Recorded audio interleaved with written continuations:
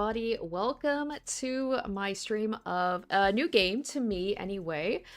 So this is a game that was recommended by a decent number of you. It's called Of the Devil. So it is apparently sort of like a Phoenix Wright meets Cyberpunk game, which I love both of those games slash genres, so I am totally down for it already. I think that the art style is very cool. I like it. So this is actually the prologue. Now, I don't know if I'm going to be able to finish the prologue all in one live stream.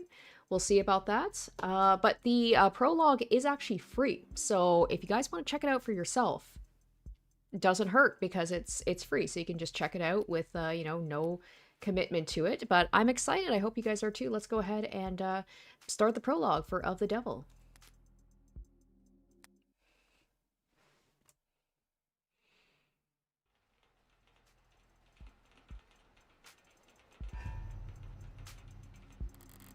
Alright, rain sizzles off neon above me.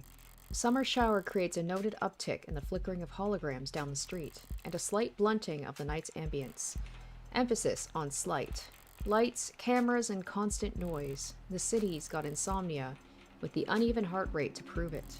There is no escaping the second-hand nervous energy of it all, but I'm plenty acclimated. Just a wave of worries cresting on the surface while I hold my breath deep below. Besides, a microdose of nightlife anxiety suits my mood just fine. Because if I'm not careful, this client of mine is gonna die in jail. Alright, so my character's name is Morgan. Criminal attorney. It's hard to get away with murder these days. People are still presumed innocent, at least on paper, but by the time they're in cuffs, there's hardly any shadow of doubt left. Because this whole world is lit up, mapped out, never unknown, and always online. Whether it's incandescent or neon or hollow, whether it's LCD, LED, or just the nearest phone screen, there's light shining on every last pixel of the map, and someone is always watching. Solitude's a rarity. Anonymity is scarce, and criminal defense attorneys aren't exactly flush with customers, so you take whatever clients you can get. You don't balk at public defender work, no matter the hour. And should you find yourself in one of the last dark, quiet corners left in the whole world, well, smoke 'em if you got 'em. Not that there's much else I can do, until... my phone. Oh, okay. Counselor, your public defender contract has been approved. You are expected at the 254th Precinct present your ID at the door to enter. Arrive at least 15 minutes early. I'll try! Heart emoji. Looks like the paperwork came through. It's nearly 3:15 now. 90 minutes since I took the job. Probably makes it about 2 hours since they finally got smart enough to ask for a lawyer. If they're really smart, they'll have used that time to get some rest. Because now that I'm here, things are gonna get busy. Okay, and he shall appear. No, I definitely want to enable tutorials. I have no idea what I'm doing.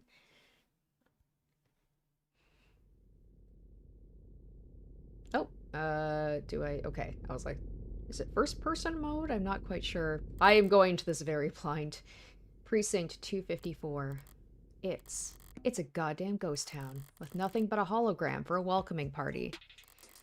I'm here about a homicide. High clearance rate should be damned. You'd think they'd treat it with a little more gravitas. But whatever. If I'm that unimportant, they got no right to complain if I take my sweet time getting checked in. And I should take my time. Information's like cash in my line of work. You gotta spend it to make it. And if you're flat broke, no one will give a shit what you have to say. So let's see if I can't poke around and shake some change loose. Okay, let's see. Press the phone button or tap on the phone icon at the top left to access the pause menu where you can save, load, or check settings. You can toggle on auto-advancing text with the auto button or check previous lines with the backlog button. Look around for points of interest you can check to investigate the area. You'll earn credit for investigating anything and everything you can. Credit is both a measure of your information gathering skills and your own credibility. So don't go broke. So that's another thing I've heard is apparently like this is, it's very kind of like there's a gambling aspect to it. There's like a thing about like high stakes. Gambling apparently is a big part of this as well. So, okay, let's go ahead and check everything out. The The medium's cracked in the corner. Looks bad, but my phone's made of the same stuff, and I'm rolling the dice every time it falls off the sofa. God, I know this as someone who drops my phone at least a couple times a day. Good thing I have a screen protector on it, but somehow my phone is also cracked. Could probably null the warranty on one of those things with a loud sneeze. At least it's not broken. Even at this hour, it's still dutifully scrolling through its notifications. Looks like the usual 1-to-1 ratio of public health alerts and inoffensive pop culture trivia you always get served at state buildings. But there's a few missing persons, too. 1 year of silver plan coverage, courtesy of Catechus as reward for any... Silver's no joke.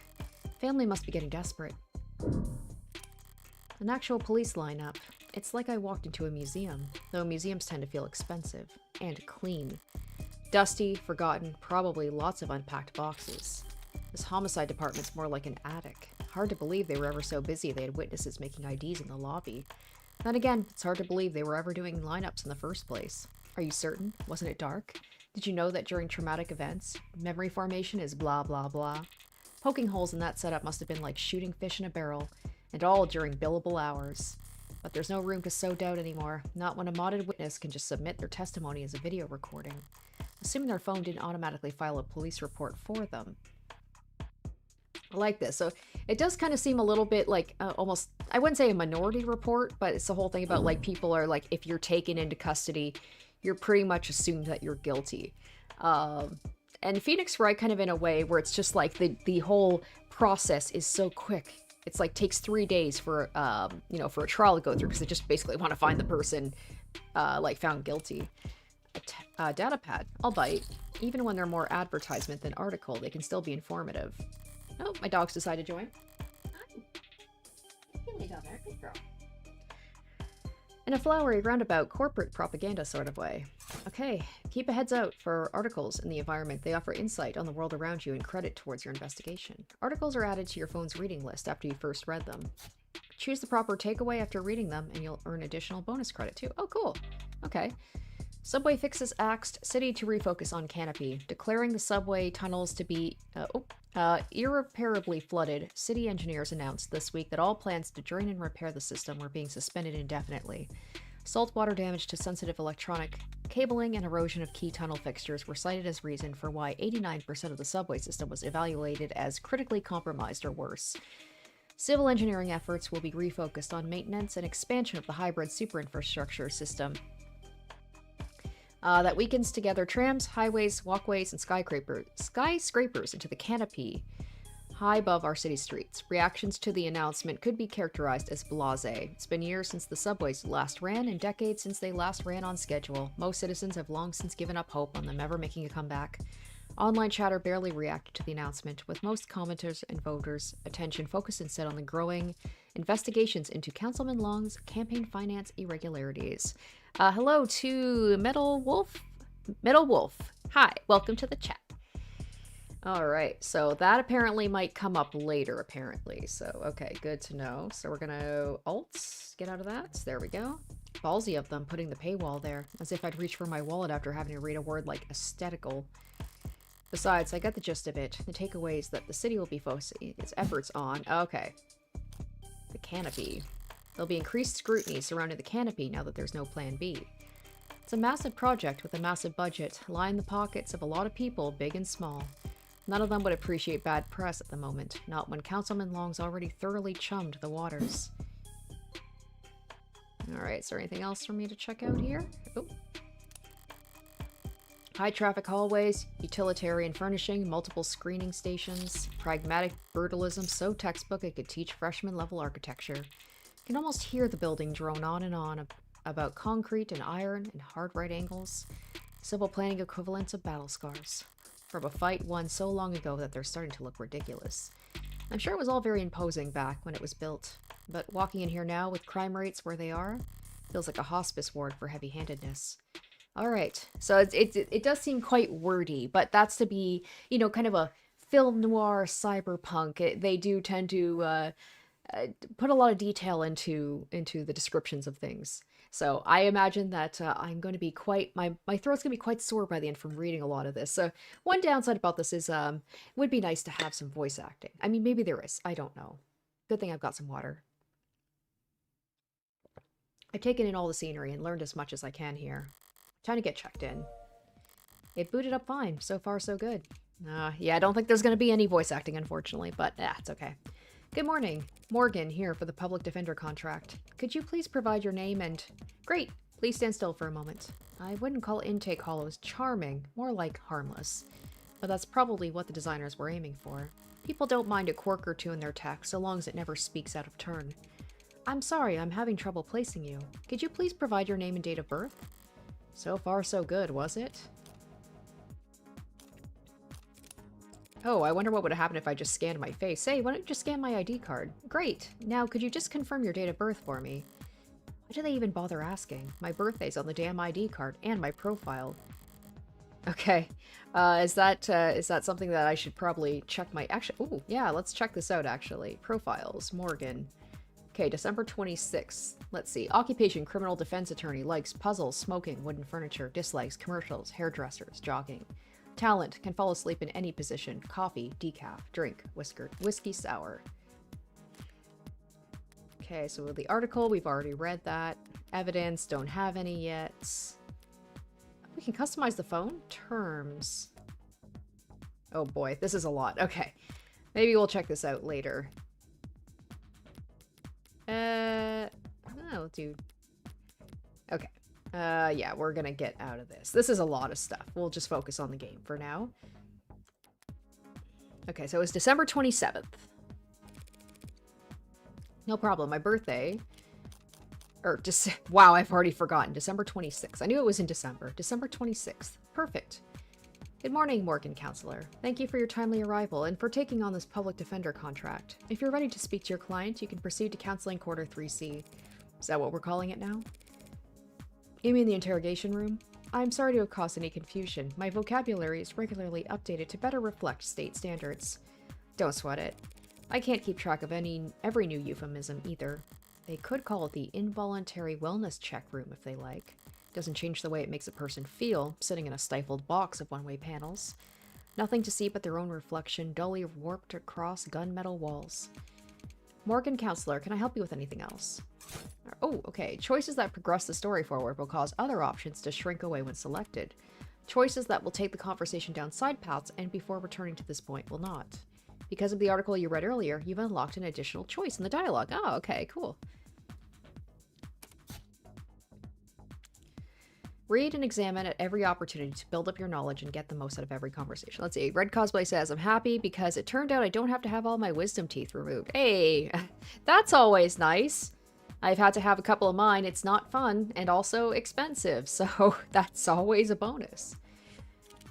Okay, let's see. Oh, I know the city's not terribly concerned with the lower wards, but this is a police station. Why is it so goddamn dusty? This facility is currently undergoing renovations. Since when? The 60s? It has been 22 months since the timetable was last updated. They really don't see a lot of action around here, do they? I'm sorry for inconvenience you might have encountered. I'm adaptable. What about you? They were gonna fix that crack? She's like, don't talk about my crack. Thank you for asking. It has not interfered with my work. Well, that's all that matters, right? Alright, what are you? What are you?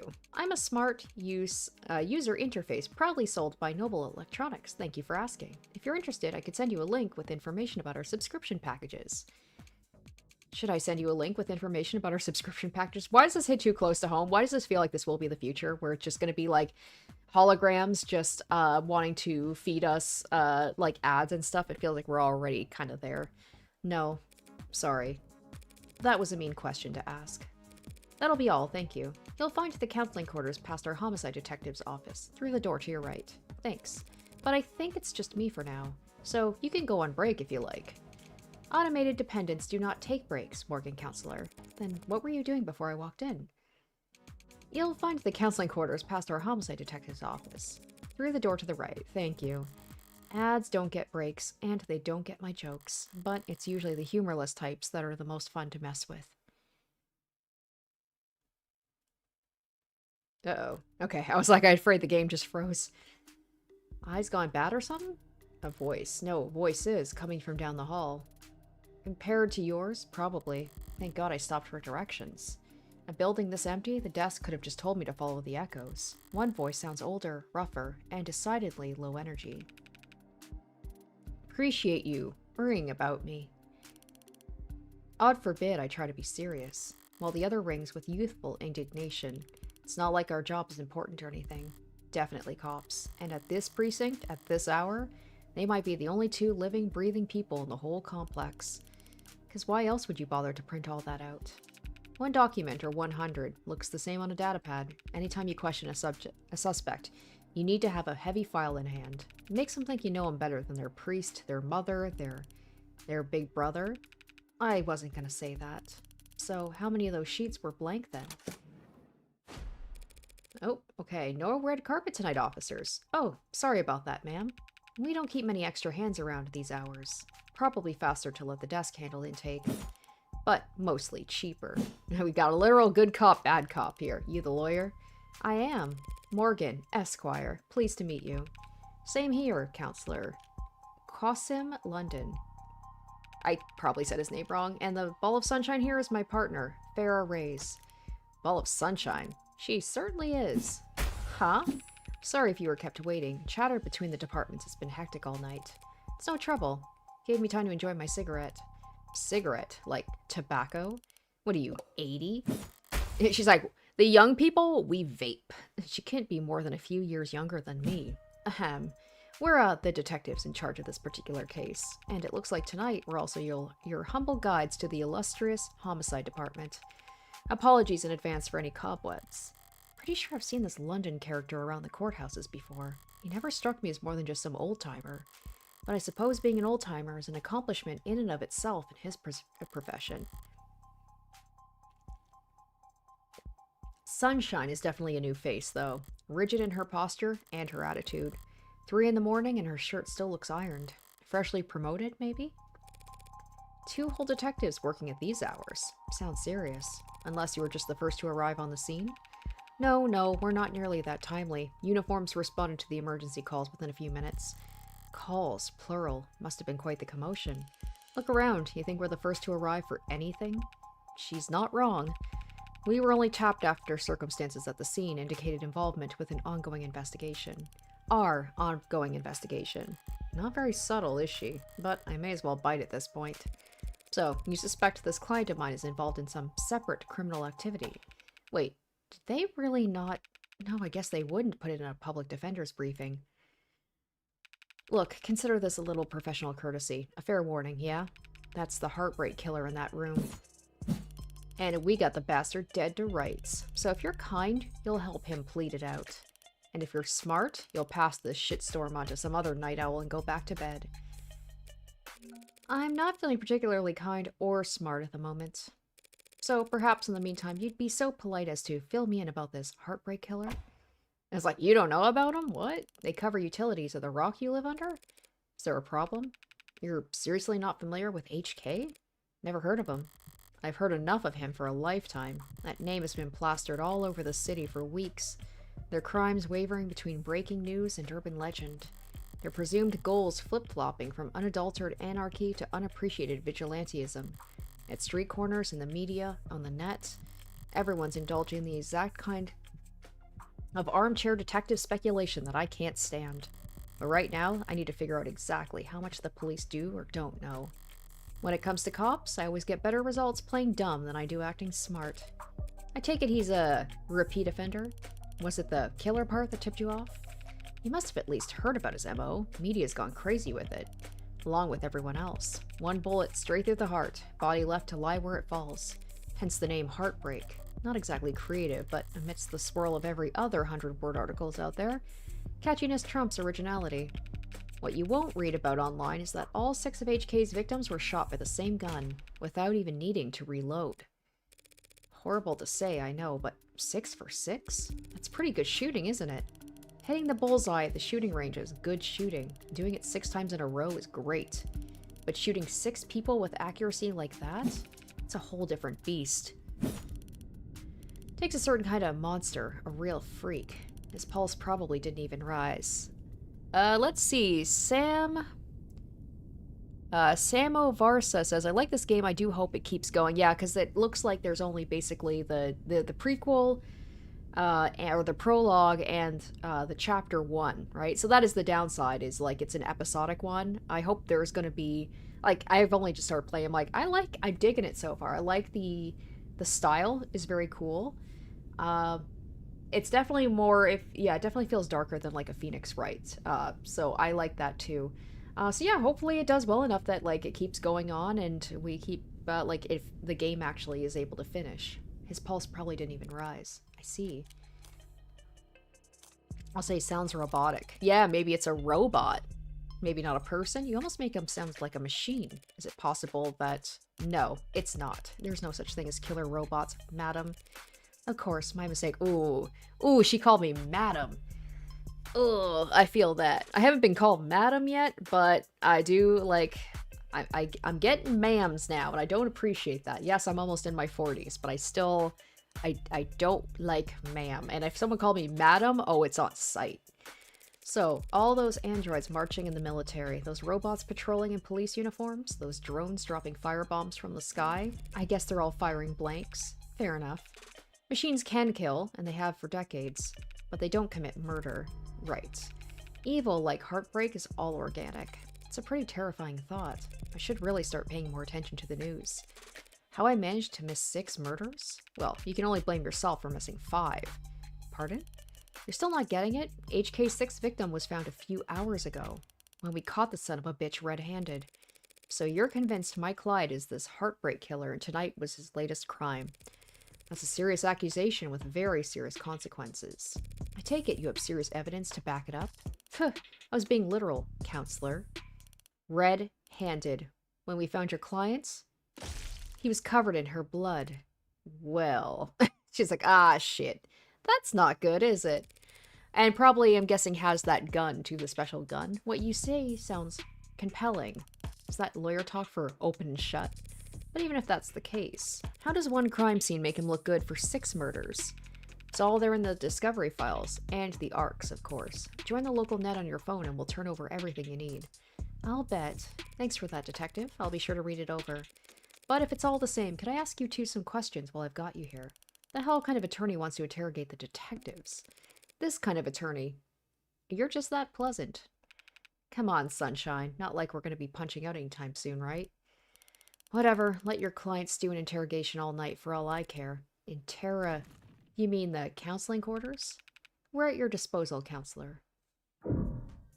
Alright, so before we get to that, what was that ARC thing? I guess like articles, except it's just about the subway profile. Oh, here we go. Okay, heartbreak. Likes killing, dislikes getting caught. Fave color? Probably red. Zodiac sign? Probably not into astrology. Reward suspended due to influx of false reports. London. Date of birth, May 5th. Homicide detective, likes photography, dive bars, bangs, dislikes ties, pollen, after hours work messages, listens to podcasts, hobby, pencil sketching, frequently running late.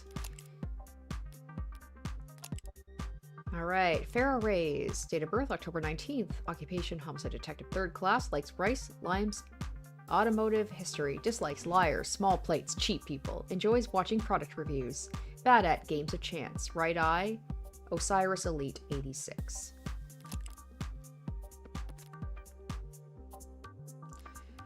Okay. Oh, is this it here? Terms? ARCs. Here we go. Augmented reality crime scene is an investigative tool in which data harvested by the sensors worn on first responders is used to reconstruct a digital copy of the pristine crime scene, programmed and distributed by a small number of tech corporations and frequently modified or even personalized by local municipalities. ARC systems are used by every major police force, mostly insurance investigators and many law firms. After its introduction in the early 2060s, the technology briefly came under public scrutiny when the independent news organization United Media Casters released a series of reports claiming that ARC's data was regularly edited by corrupt officials to erase state secrets. Yeah, I can see that happening. It feels like anything technological, you can definitely manipulate it. These reports were later found to be fake, and the UMC was exposed as a subsidiary of a cell corporation within Lambda Work Solutions, who were marketing a number of alternatives to ARC's technology at the time. Board members at Lambda denounced the actions of said cell and offered assistance to their former competitors in suing leadership at UMC, but the proceedings and settlement in those lawsuits remain sealed. All right. Okay, so let's go ahead and talk to them. We'll check out some other stuff first. We'll see what we got here. Loose wires, missing panels, an aircon system that probably sweats more than the people it's supposed to cool. No room in the budget for making the office not look like shit, huh? I expect to find a lot of belt tightening at Homicide, but I didn't think their operation would be this bare bones. They've got a stunning clearance rate, and they work fast. Guess the city sees that and just assumes their job is easy. Maybe their job is easy, what with our dear doting surveillance state eliminating so much of the footwork. But if your wheels don't squeak, you don't get your palms greased. So Homicide ends up as the only state department with a shrinking budget. A dumping ground for the police force's most unambitious and least popular. Barren, stark, and uninviting, this must be Ray's desk. Keeping your workstation neat and tidy is admirable, but I can't spot a single mode of personalization. She's so new she hasn't had time to unpack, or is she really that uptight and boring? Both, maybe.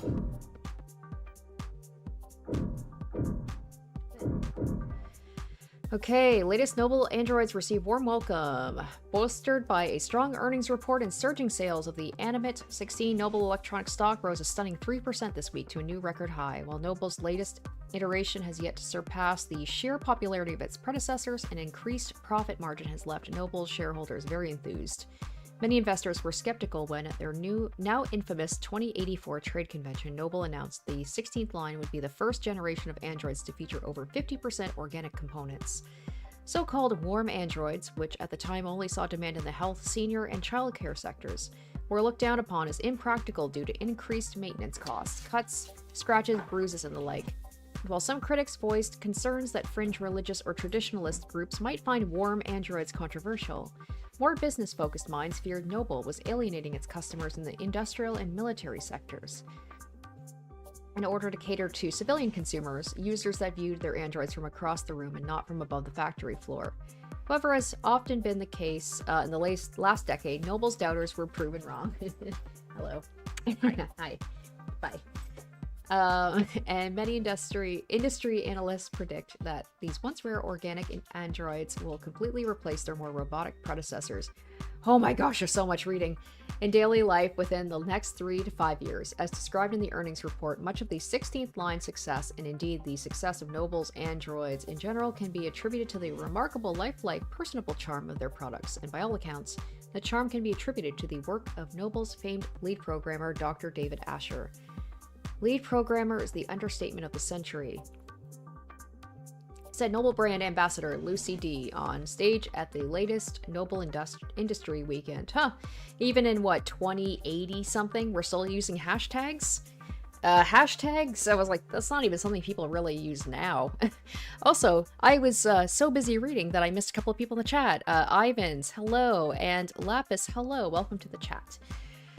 It's because of his Turing solution that every Noble product, from the sleekest assistants to the most advanced intensive care technicians, are so beloved and trusted by our customers. While his reputation was on full display at the event, Dr. Asher himself was nowhere to be seen. He's always been reclusive, but he's become a genuine hermit in recent years. Are we really still to believe? He's dead. He's dead. Hey fam, looks like you're not logged into this device. Want to put in your account info so we can help keep you reading? Do they really say hey fam, like almost in like the year 2100? He's in the news again. It's no wonder can't spit without it landing on a piece of Noble tech these days, especially not where the state's involved. Don't know if they'll bite when it comes to warm androids though.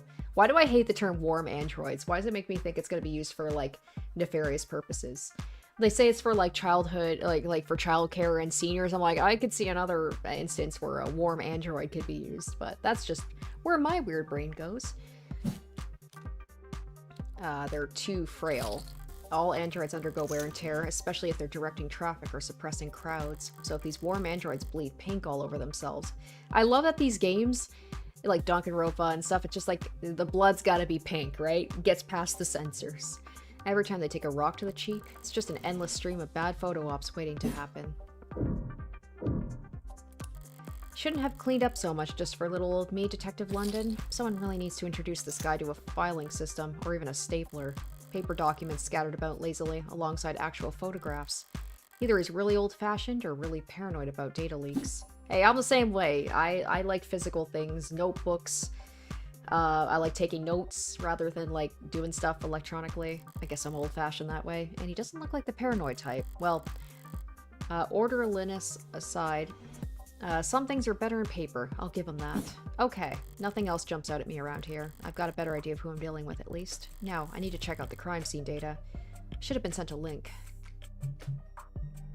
Nope. Sorry, hold on just a sec.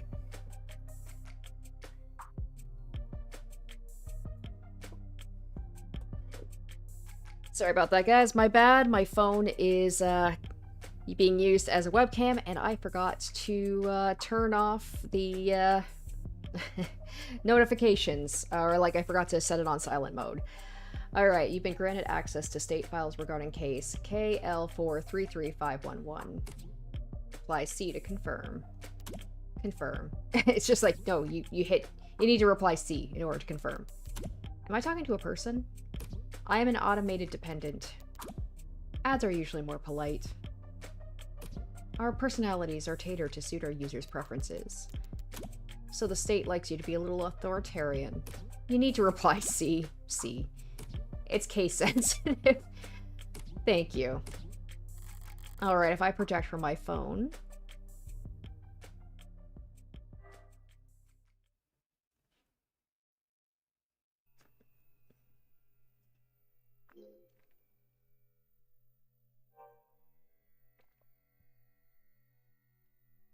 Oh, what game does this remind me of? What game does this remind me of? I did some, Oh yeah, and also the whole thing with androids as well, is Detroit Become Human. I was like, where did I play a game where they had kind of like this kind of like augmented reality? A little bit like I, the Somnium Files as well. Alright, let's see what the police have and what they think is important. I guess there's a couple of games I've kind of played like this, where they give you like a virtual version of the crime scene. A stand-up mirror shattered and knocked over. Real glass, no screens or cameras here. It was hit hard. Hard enough to come unattached from its arm. While shards of glass were scattered, far enough to land on the victim's body. What a mess. Seems like this vase got tossed aside at some point, and yet there's not a scratch on it. Must be pretty durable. Isn't art supposed to be delicate? Maybe it's making a statement. The victim's body. Cause of death? Ballistic, trauma, class 4, blood loss, atrium and aorta. Single gut-shot wound to the heart. In brief, death was instantaneous. No injuries anywhere else, and no blood or skin under her nails. Blood, spatter, forensics, and all that other good stuff tells them she was shot from there. So the killer was standing in the doorway when they fired. Oh, the gun. Okay. The murder weapon, a revolver found right next to the body. Like, that's sloppy. That's sloppy work to leave the gun there. That's got to have been left there for a reason. Especially if they fired from the doorway. Why would they have any reason to come into the room if they, like, killed them dead on the spot? 6 empty casings found in each of the 6 chambers, meaning the gun has been fired 6 times. Looks like the crime scene tech has practically disassembled the damn thing, but all they found were fingerprints belonging to my client. So he's found by the police with the murder weapon right in front of the body. It's a setup. It's a setup. I don't even know where to start. Highly, oh my gosh, what's that term? Prejudicial? Oh my gosh, I know how to say this word. I said why am I having such a hard time reading this word? Prejudicial? Anyway. Would be an understatement. That's all the big ticket items. What about the security? Looks like the apartment was unlocked all night. It's not uncommon for people their age in a neighborhood like this, but no signs of forced entry. Only hurts my client's case. What about the rest of the room? There's not much else flagged here. Just a lounge chair that got thrown and whatever that is. Unidentified ceramic debris?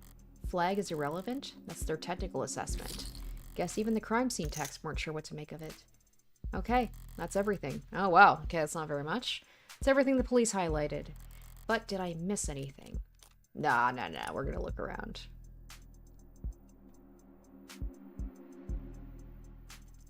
Oh, what's that? The hell is that? Something in the victim's hand. How the hell did... It's just a pill organizer. Looks like some immune adjusters, NSAIDs, and Triprexone, a synthetic why am I having such a hard time reading today? Glucocorticoid medication. Taken daily to reduce rejection symptoms like phantom pain and generalized itch. The autopsy said her tox screen was clean, but it's not like it matters. She could have swallowed every medicine cabinet in the city and it still wouldn't change the cause of death. It's odd, but ultimately irrelevant. As we know in these games, nothing is irrelevant. Everything else here is all very incriminating, but the kicker is everything that's not here. No out-of-place DNA, footprints, crumbs, nothing that points towards anything except my client. Okay, so crumbs was like highlighted in purple. I wonder if that is... Oh, looks like there's new data, ARC data. Well, I've done more with less before, but not much more. Can I... Oh, okay, so I can't access my phone. Perfect.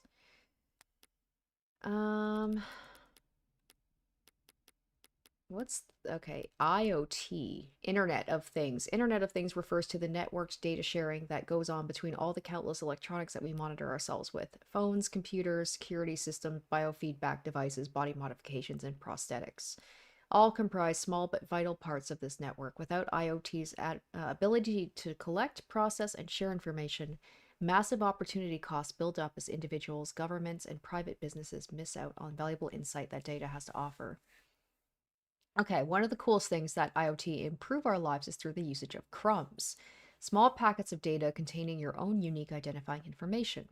Throughout your day, as your own IoT device says hi to other devices, they'll leave behind crumbs as a parting gift. Crumbs allow for paperless identification and payment, and help the government manage human and vehicular traffic. Crumbs let you see where you've been so you can see where you should go. Want to start leaving crumbs? Don't worry, crumbs are enabled by default. Okay, so that's a little bit of insight into what a crumb is. So let's see, articles. So we've already checked that out. So what do we have over here? Evidence. Debris. Ceramic debris of indeterminate origin found at the crime scene, found on the far side of the room by the western window. Technicians note, flag is irrelevant on next pass. Okay, ARC's data. Victim was shot from the room's doorway. No one expected DNA. No one expected crumbs. No one expected fingerprints. No evidence of digital tampering. 6-chambered 10mm revolver, well maintained but old, has Flat's left hand fingerprint on it. An unremarkable ceramic vase found knocked over at the crime scene. Weighty and sturdy, it remains featureless even after being tossed. Common brand of pill organizer found in the victim's grasp contains a number of prescription and over-the-counter medications. The case's clasps are surprisingly difficult to open. Okay, so I think that's everything. So what I wonder what these things that I'm gathering actually do. So first of all, I'm gonna save just in case. All right, I'm gonna have to sing for my supper this time. Better get start. Who the hell is messaging me at this time of night? First person who comes to mind is, I suppose it could be something important. Who's this brat? Red! What? Couldn't wait until morning? Good news, of course. Got a job for you. That's a pretty cheery way to tell me that you violated parole. Hello, LOL, not that kind of job. Besides, I've been covering my tracks. This is something different. Kind of thing I can't handle with just a keyboard and phishing scheme. I need you to sue my gym teacher. Not that kind of lawyer, sorry.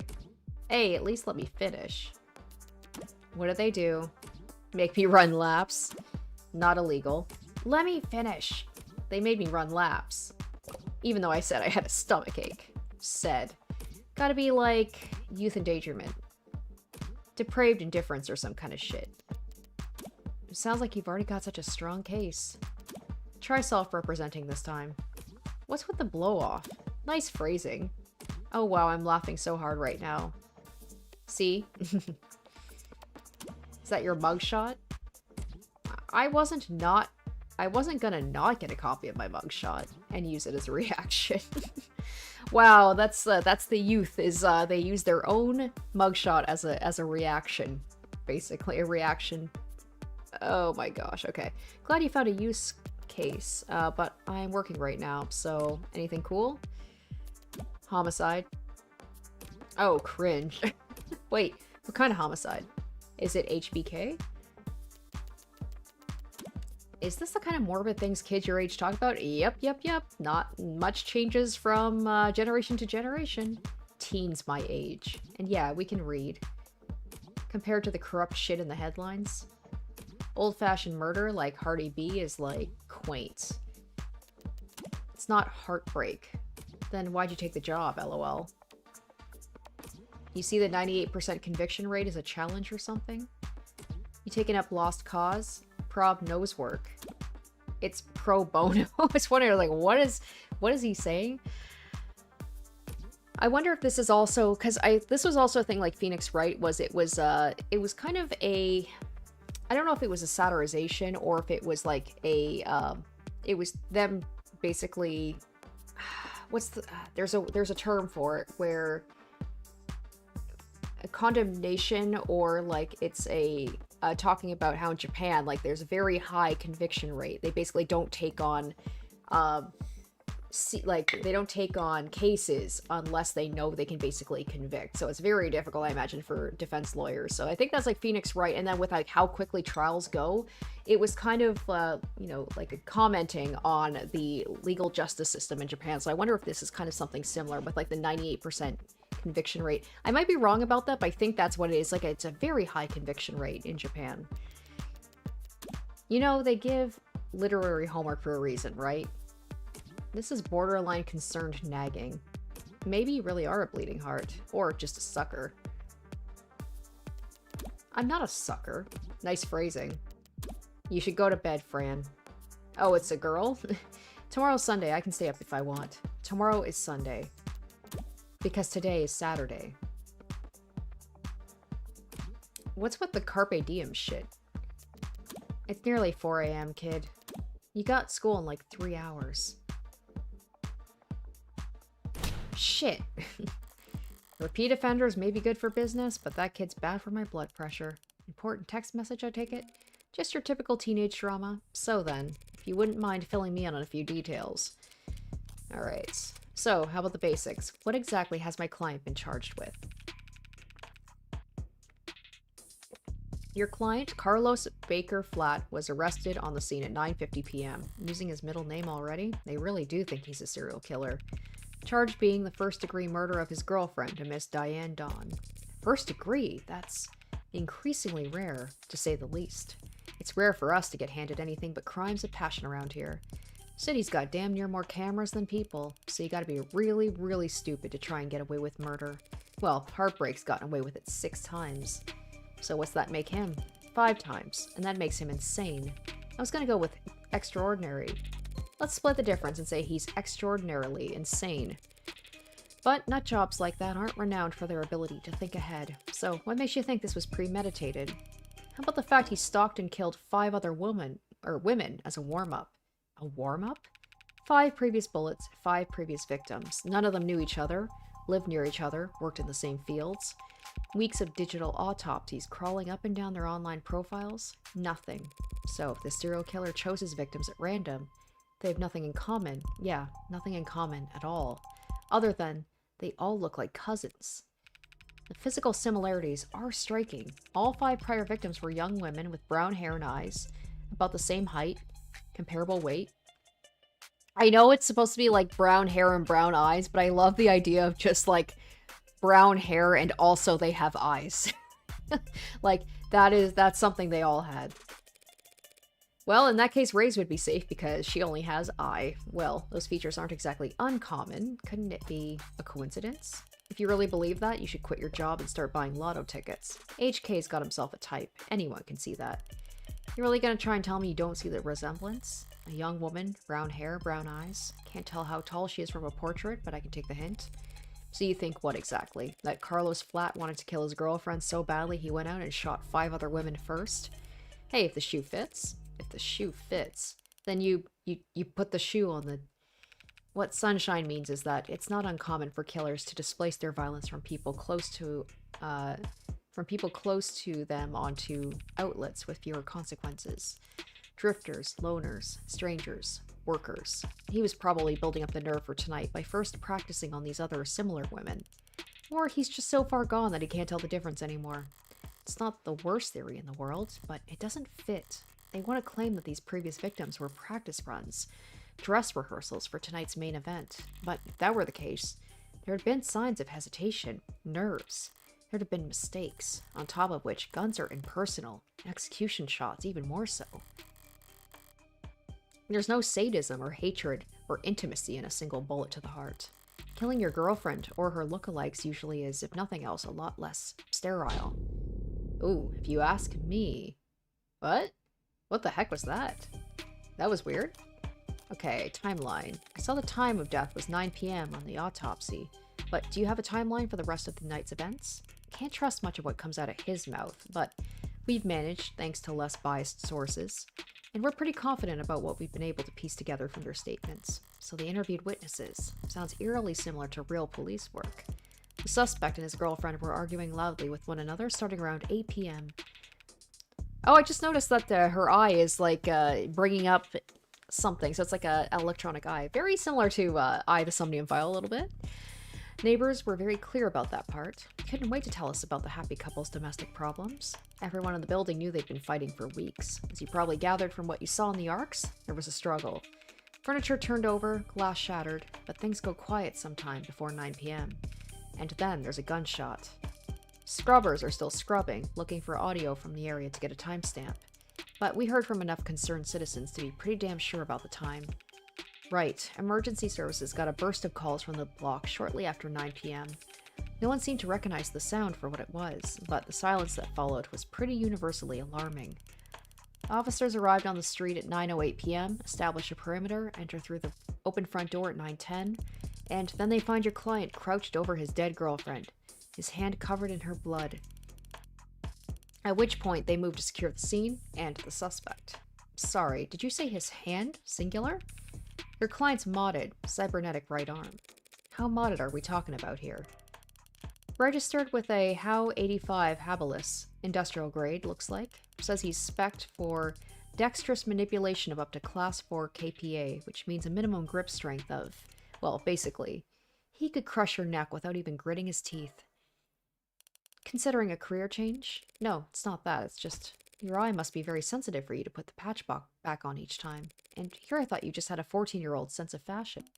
You think a cop would cover up her dominant eye because it was fashionable? I actually thought the same thing first time we met. You what? But getting back on track, that arm of his has been in the shop for some time now. He can't work without it. Money got tight. You arguing? Yeah. When did he put his arm in for repairs? 8 days before HK's first victim was killed. Well, no chance they'll be willing to chalk that up to coincidence. Your client was arrested on the scene after a preliminary scan found his fingerprints on the revolver, and no one else's. A revolver? What kind? The old kind. The real old kind. More specifically, a Calver M54, 6-chambered, 10mm. Calver? How retro. You don't know the half of it. We're talking steel chamber, real gunpowder, mechanical firing pin, and no tags. No tags? How is that? How old are we talking here? Yeah, 24/7 location data, timestamp trigger pulls, safety's coded to owner biometrics. For the past 3 decades, tags have been made. Tags have made shooting crimes very unambiguous. So you're claiming my client used some kind of antique to commit these crimes. How else do you think he'd have gotten away with it 5 other times? If he tries to buy a gun legit, he'd probably fail the very first psych check. And even jailbroken pieces are only good for so long before update withdrawal sets in. So then, M54, that's model year 2054. A 30-year-old gun. Okay, so it is taking place, so this is taking place in 2084. Well, that sure complicates things, doesn't it? In some ways, sure. But pre-tagging firearms are rare. Gotta be less than 1,000 of them left in the whole country. And few are still compatible bullets. The ammunition would have to be over 30 years old too. The novelty of his weapon has kept us in the dark so far, but now that we have our hands on it, it's gonna put him away for good. Archive department complained loud as hell about how deep they had to dig, but with the protocols they found, the techs were able to match the rifling marks on all 6 bullets to the gun your client was found with. Rifling marks? Bullets fired from guns that old are marked by the barrel shape, so if all 6 bullets had the same rifling marks, we know they were all fired by the same gun.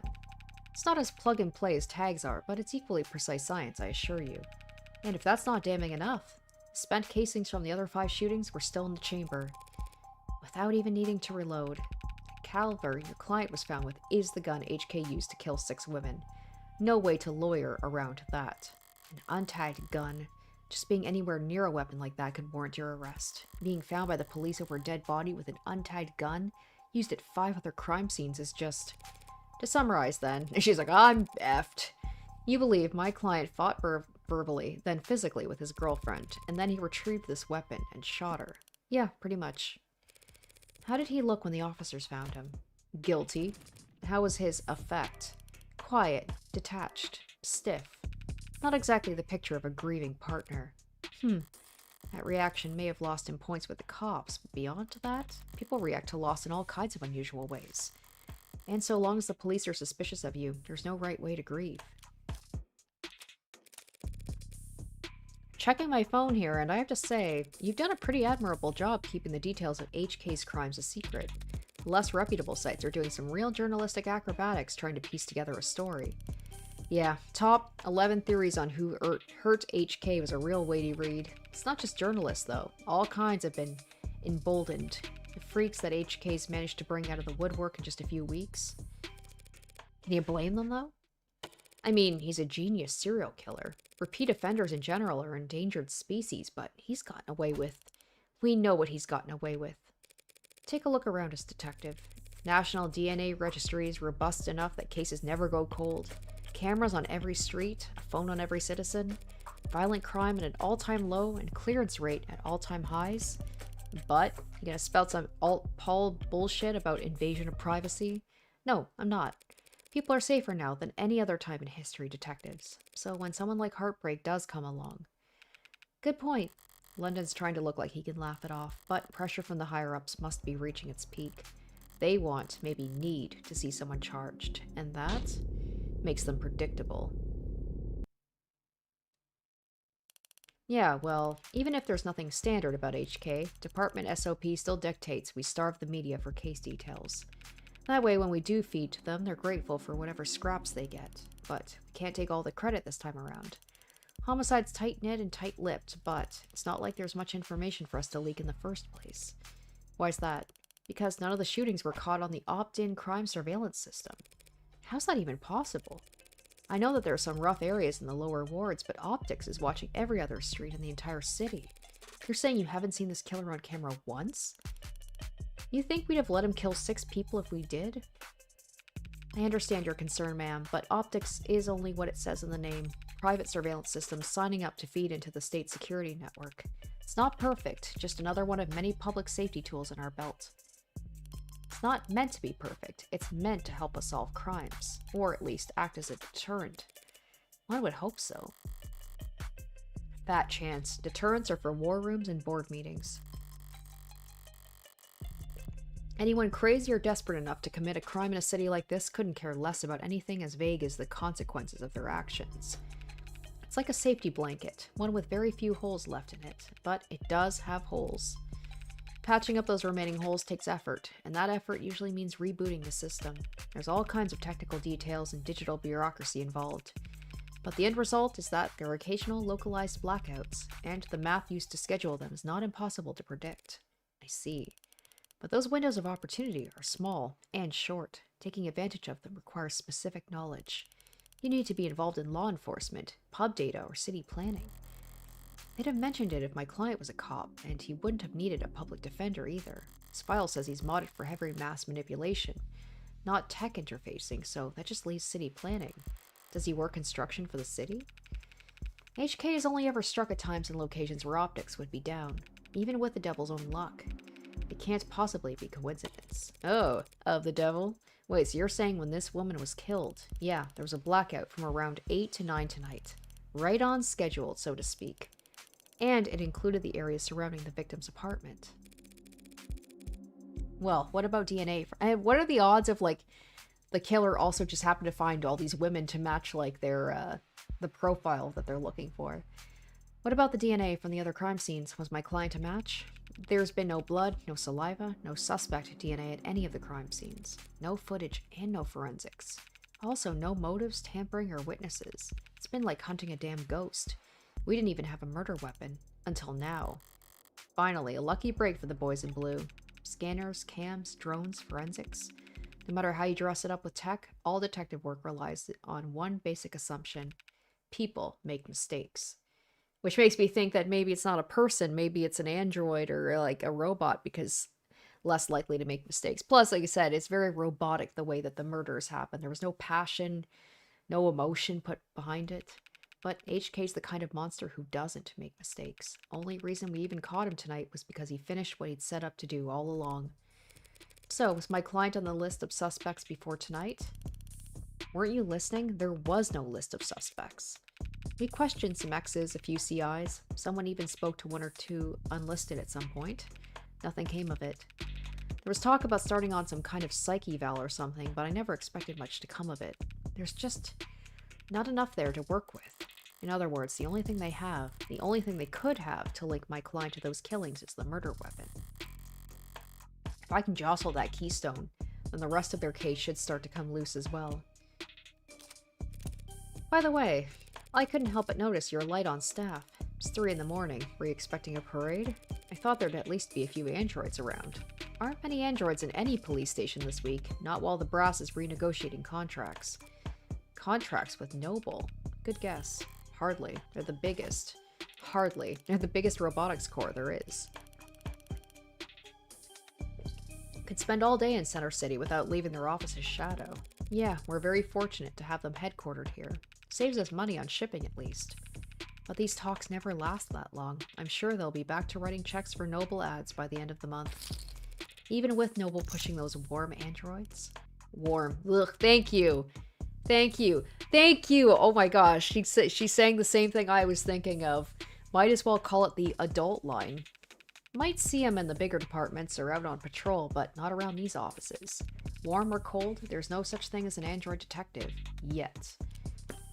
Oh, yet? Really? Yet? You think that'll happen? We already use ads for patrolling, securing the scene, pacifying crowds. Doesn't seem like that big of a stretch to me. You're joking, right? Android detectives? With all the pain we go through getting witnesses to talk to us? With your warm personality? I can't imagine. Cop knocks on your door, starts asking questions, you're gonna be put in a bad mood. An ad knocks on your door, calls you a degenerate criminal in a synthesized voice loud enough for the whole neighborhood to hear. You're gonna start posting shit that'll get you put on a list. Well, we certainly don't want that, but flesh and blood witnesses are becoming less and less common anyway. Cameras, sensors, satellites, we already get all our facts from machines. Give it a few more years, it might make sense to let the machines do the investigating too. The union would. The police union wouldn't let that happen. She needn't have specified. It's the only real union there is anymore. Thanks for the chat, detectives. I think I understand the background well enough now.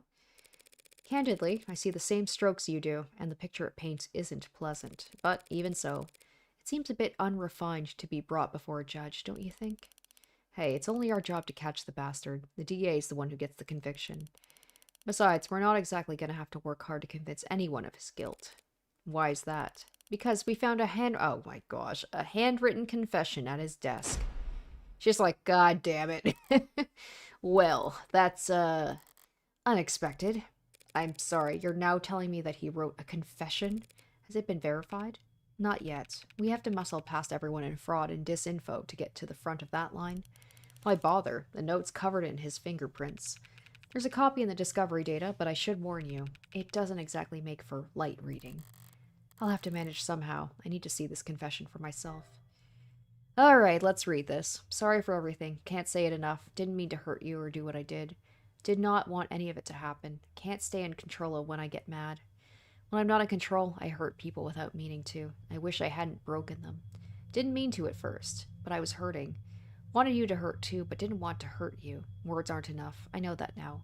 I'll take responsibility and do what I've been avoiding. Please forgive me. That seems very vague. It's not specified like, hey, I'm sorry for killing you. It's just like, and it says, wish I hadn't broken them. So it's not even about killing, it's about, like, breaking something. Yeah. And he was apologizing about something else. That was difficult to read. Barely legible, in fact. Well, got a spin on it? No need. But it's a confession. Not a confession he signed, though, is it? Not yet, and not one he intends to sign anytime soon, considering he asked for representation. Yeah, the most wanted man in the city asks for a lawyer, and got you. I guess you're both lucky. Hardly. I just happened to be awake when the call went out. But I'm not so flush with work I can afford to turn tail now. So if you don't mind, I'd like to go and speak with my client. What? He's not still handcuffed in there, is he? Look, Counselor, with all due respect, we have strong evidence pointing to the man being responsible for 6 murders. 2 hours or so in cuffs isn't cruel or unusual. And that's for your safety as well. It's kind of you to worry, but I doubt I'll be in any danger. He's killed 6 women. None of them were redheads. I was waiting for her to say that. Seriously, though, I'd like to speak with him alone. Camera's off, if you don't mind. Huh. Mic's on or off is your call, Counselor. But we'll be watching the feed from right outside in case something happens. And the cuff, that is, stays on. That worried about me? How chivalrous. Yeah, my armor's practically blinding. Gross. I'll start up the unlock cycle. Counselor, just one last word of advice. If you have any interest in his well-being, I'd suggest you help him sign that confession. Not a bad idea. I do get paid either way. But the defense part of defense attorney isn't for show, detective. I mean it. 6 people dead is one thing, but he's also caused weeks of widespread terror and public unrest. Putting it another way, he's made the state look bad. That's a capital crime if there ever was one. And even if the death penalty's not actually on the table these days, I can guarantee he's not going to like whatever rehabilitation plan they draw up for him. Look, I've seen the virtual work release program in person, and it's, being challenged before the Supreme Court. Yeah, sometime in the next decade, maybe. Just remember, a plea deal might feel like a loss for you, but if it keeps him from, well, that's probably a win for your client, right? Prison sentences are generally lighter for those who plead guilty, that much is true. It saves the court a great deal of time and money, and they show their gratitude with reduced sentencing. But no one will ever be grateful towards the heartbreak killer. I feel if I get this guy found innocent, they're going to be pissed at me because they're just looking basically to put someone away for it, to help with like the unrest and to not make the police look bad.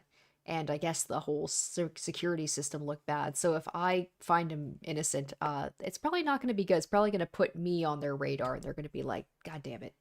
Anyone convicted for killing 6 people, they'll never rest their mind another day in their life.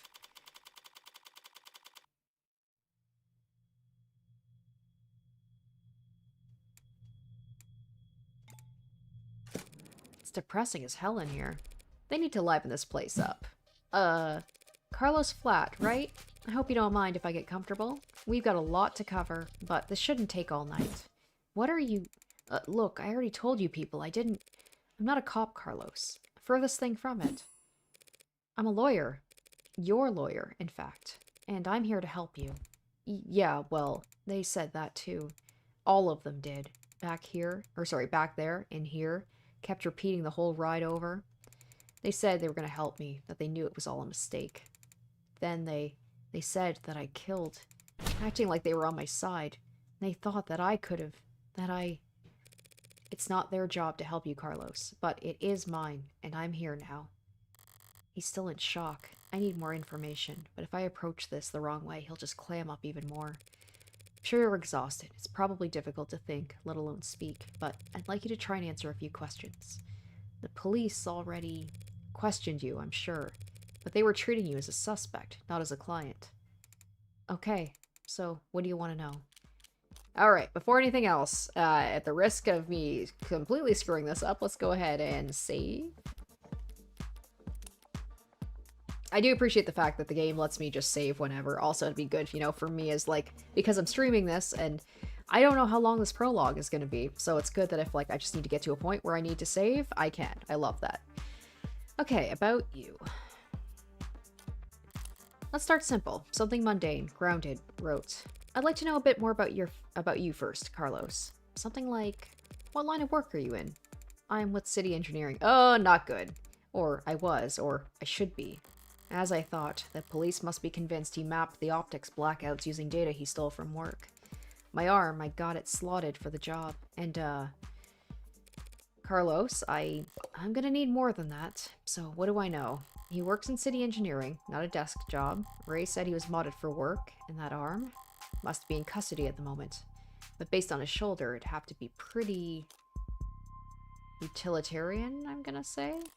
Utilitarian, yeah. He doesn't strike me as the type who's enamored with the aesthetics of modding. Young and restless and the rich, swapping in neon and chrome limbs because they like the way it looks. Or the way it makes other people look at them. No, he's pragmatic, grounded, and very unlucky. In which case, I should be too. You know, my brother wanted to mod. Really? Really? I don't even have a brother. He had everything planned out, a whole career path of promotions and bonuses and the upgrades they'd afford him. Then came his 18th birthday present, test results politely informing him he was not a viable candidate. That sucks.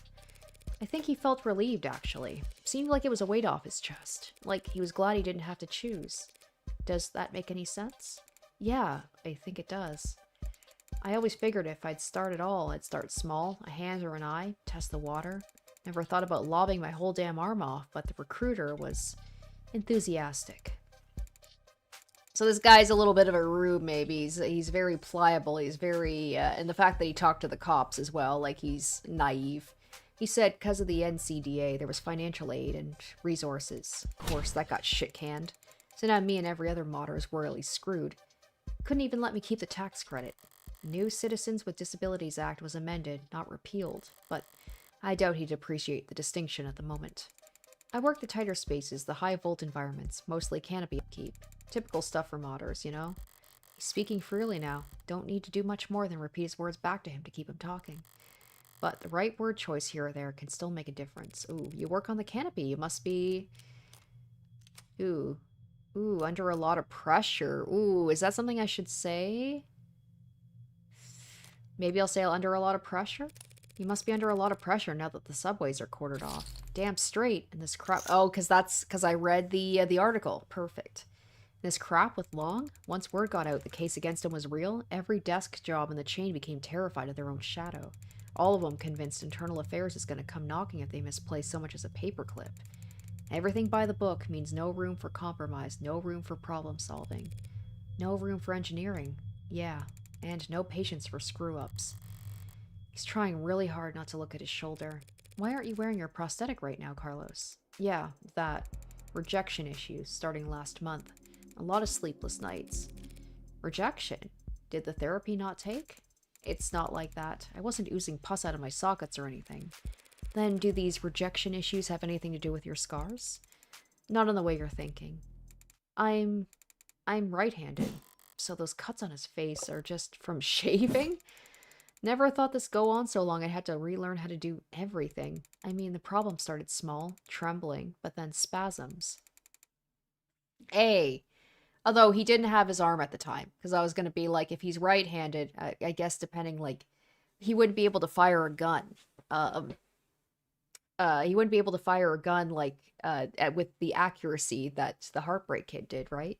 Just oversensitivity, they said, an easy fix. But the problem got bigger. Couldn't let it get that far. Need to be able to trust your own hands when you're on the job site. Drop a cutter at the wrong moment, and people could get hurt. So I sat down, made an appointment, turned in my arm, and watched my case get placed at the back of the damn line. Where did you turn it in? Some mass turnaround chop shop with a waiting list like you wouldn't. Doesn't sound like you're a happy customer. Hell no. I found a dozen other clinics with shorter wait times. But as long as I'm renting and not owning, the manufacturer decides where your arm gets maintenance. That's why I'm sitting here with this expensive-ass stump for a shoulder. I haven't been able to work in weeks. Bosses were generous enough to say my position might still be there when I've got 2 working arms again. You couldn't buy or rent a replacement yourself just in the meantime? I serve at the pleasure of the state, and they've got exclusivity contracts with Hindi, all locked up white-knuckle tight. Hindi? How Industries? As I recall, he's registered with one of these Habalese models. If I took one step on site with uninsured tech, forget the fines, I'd lose the down payment and my arm. And I'd never work in the city again. If this was last quarter, maybe I could have worked something out with management, but, like I said, no one's sticking their neck out for anyone now that Long's in deep hop shit. You mentioned discomfort. Are you in pain?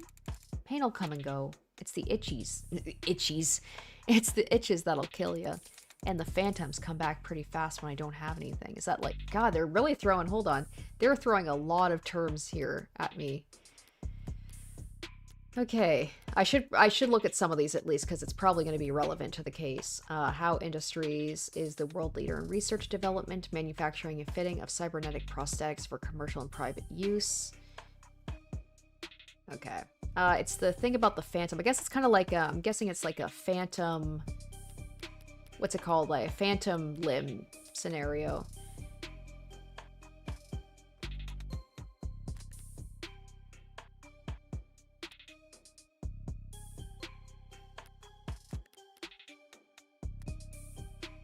I'm trying to find the one about... Oh, okay, here we go. Phantom.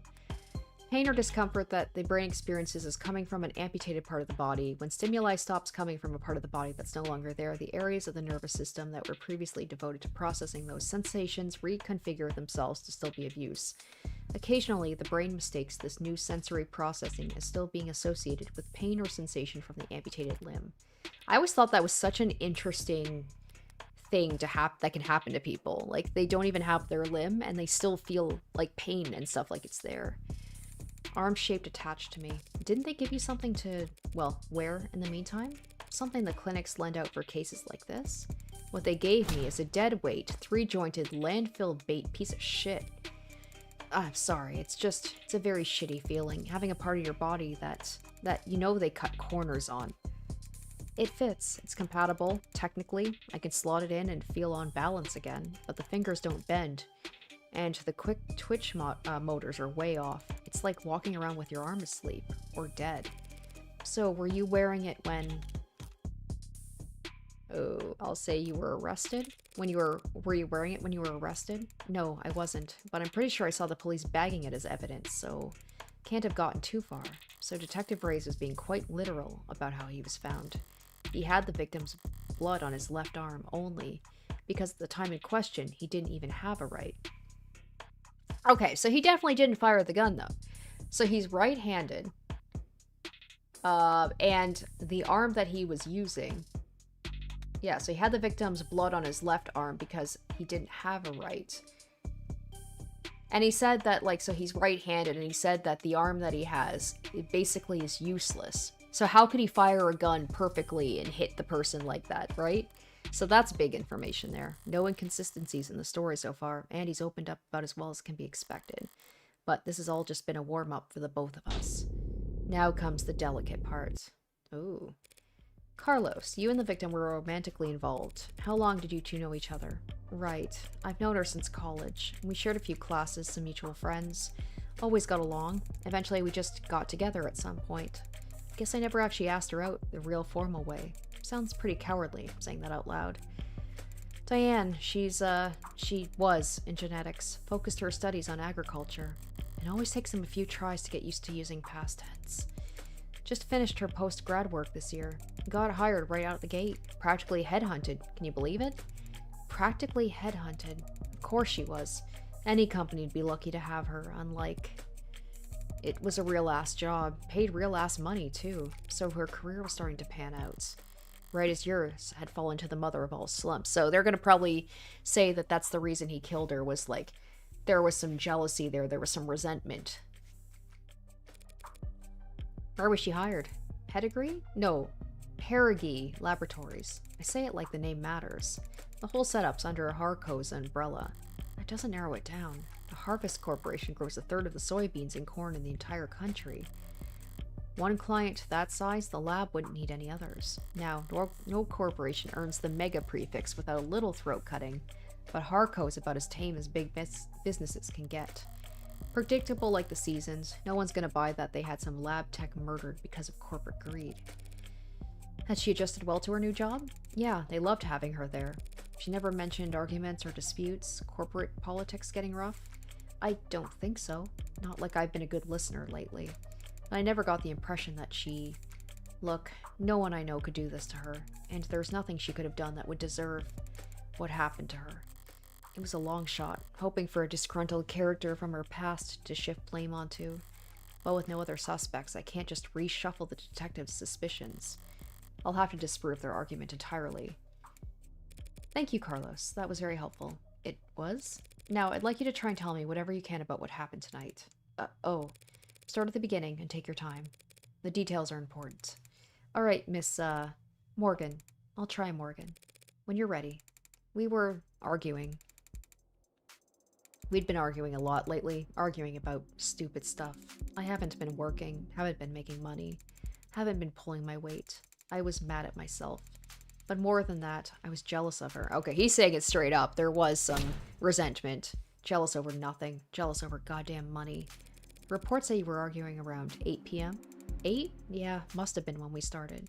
We got into it and I said a lot of things I shouldn't have. And I said one thing I really, really shouldn't have. I crossed a line and we both knew it, so I left. You left? Yeah, walked out the front door. Thought some fresh air might help me cool off. Help me figure out what to say to make it up to her. Of course the air wasn't fresh, just humid. Thick like mud. While I was pissing away at the time, Diane was...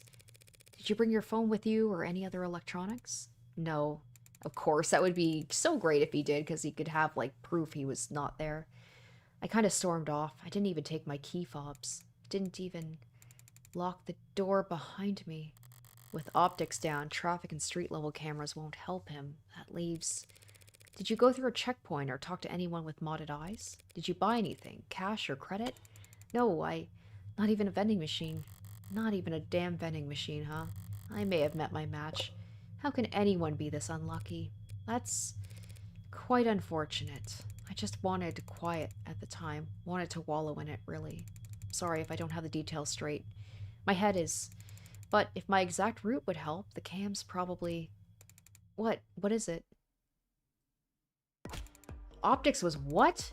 Can that even happen? And there's no other proof you were out at that time Diane was killed. Meaning, you got no alibi.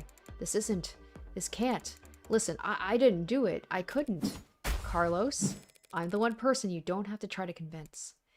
After all, I'm your lawyer. So let's just get it all out there and see what we've got to work with. Right.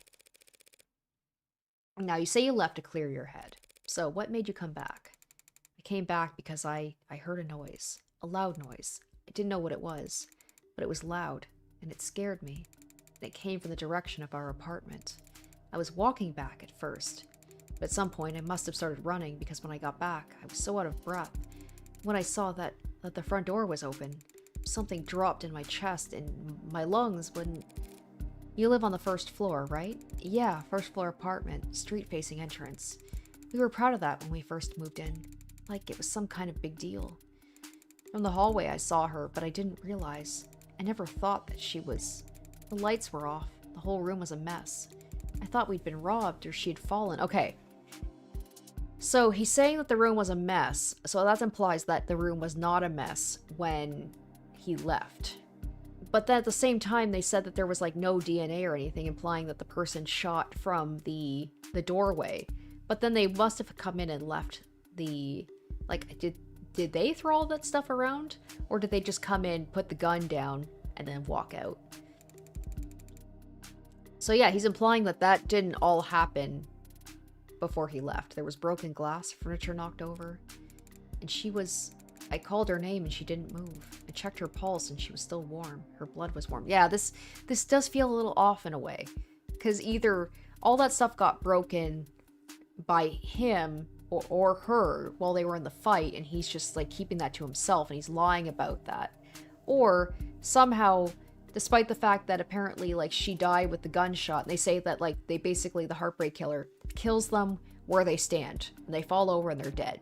So she wouldn't have been like knocking stuff over. There shouldn't have been a scuffle. And I saw the gun. It looked so heavy, but I thought it had to be fake because I didn't want it to be real. Is that why you picked it up? What? Pick it up? I didn't touch the thing. I didn't shoot her. Oh no. Dude, your fingerprints are on it. Why are you lying? Do it what I do, you hear a lot of lies. White lies, blatant lies, hasty lies, bad lies especially.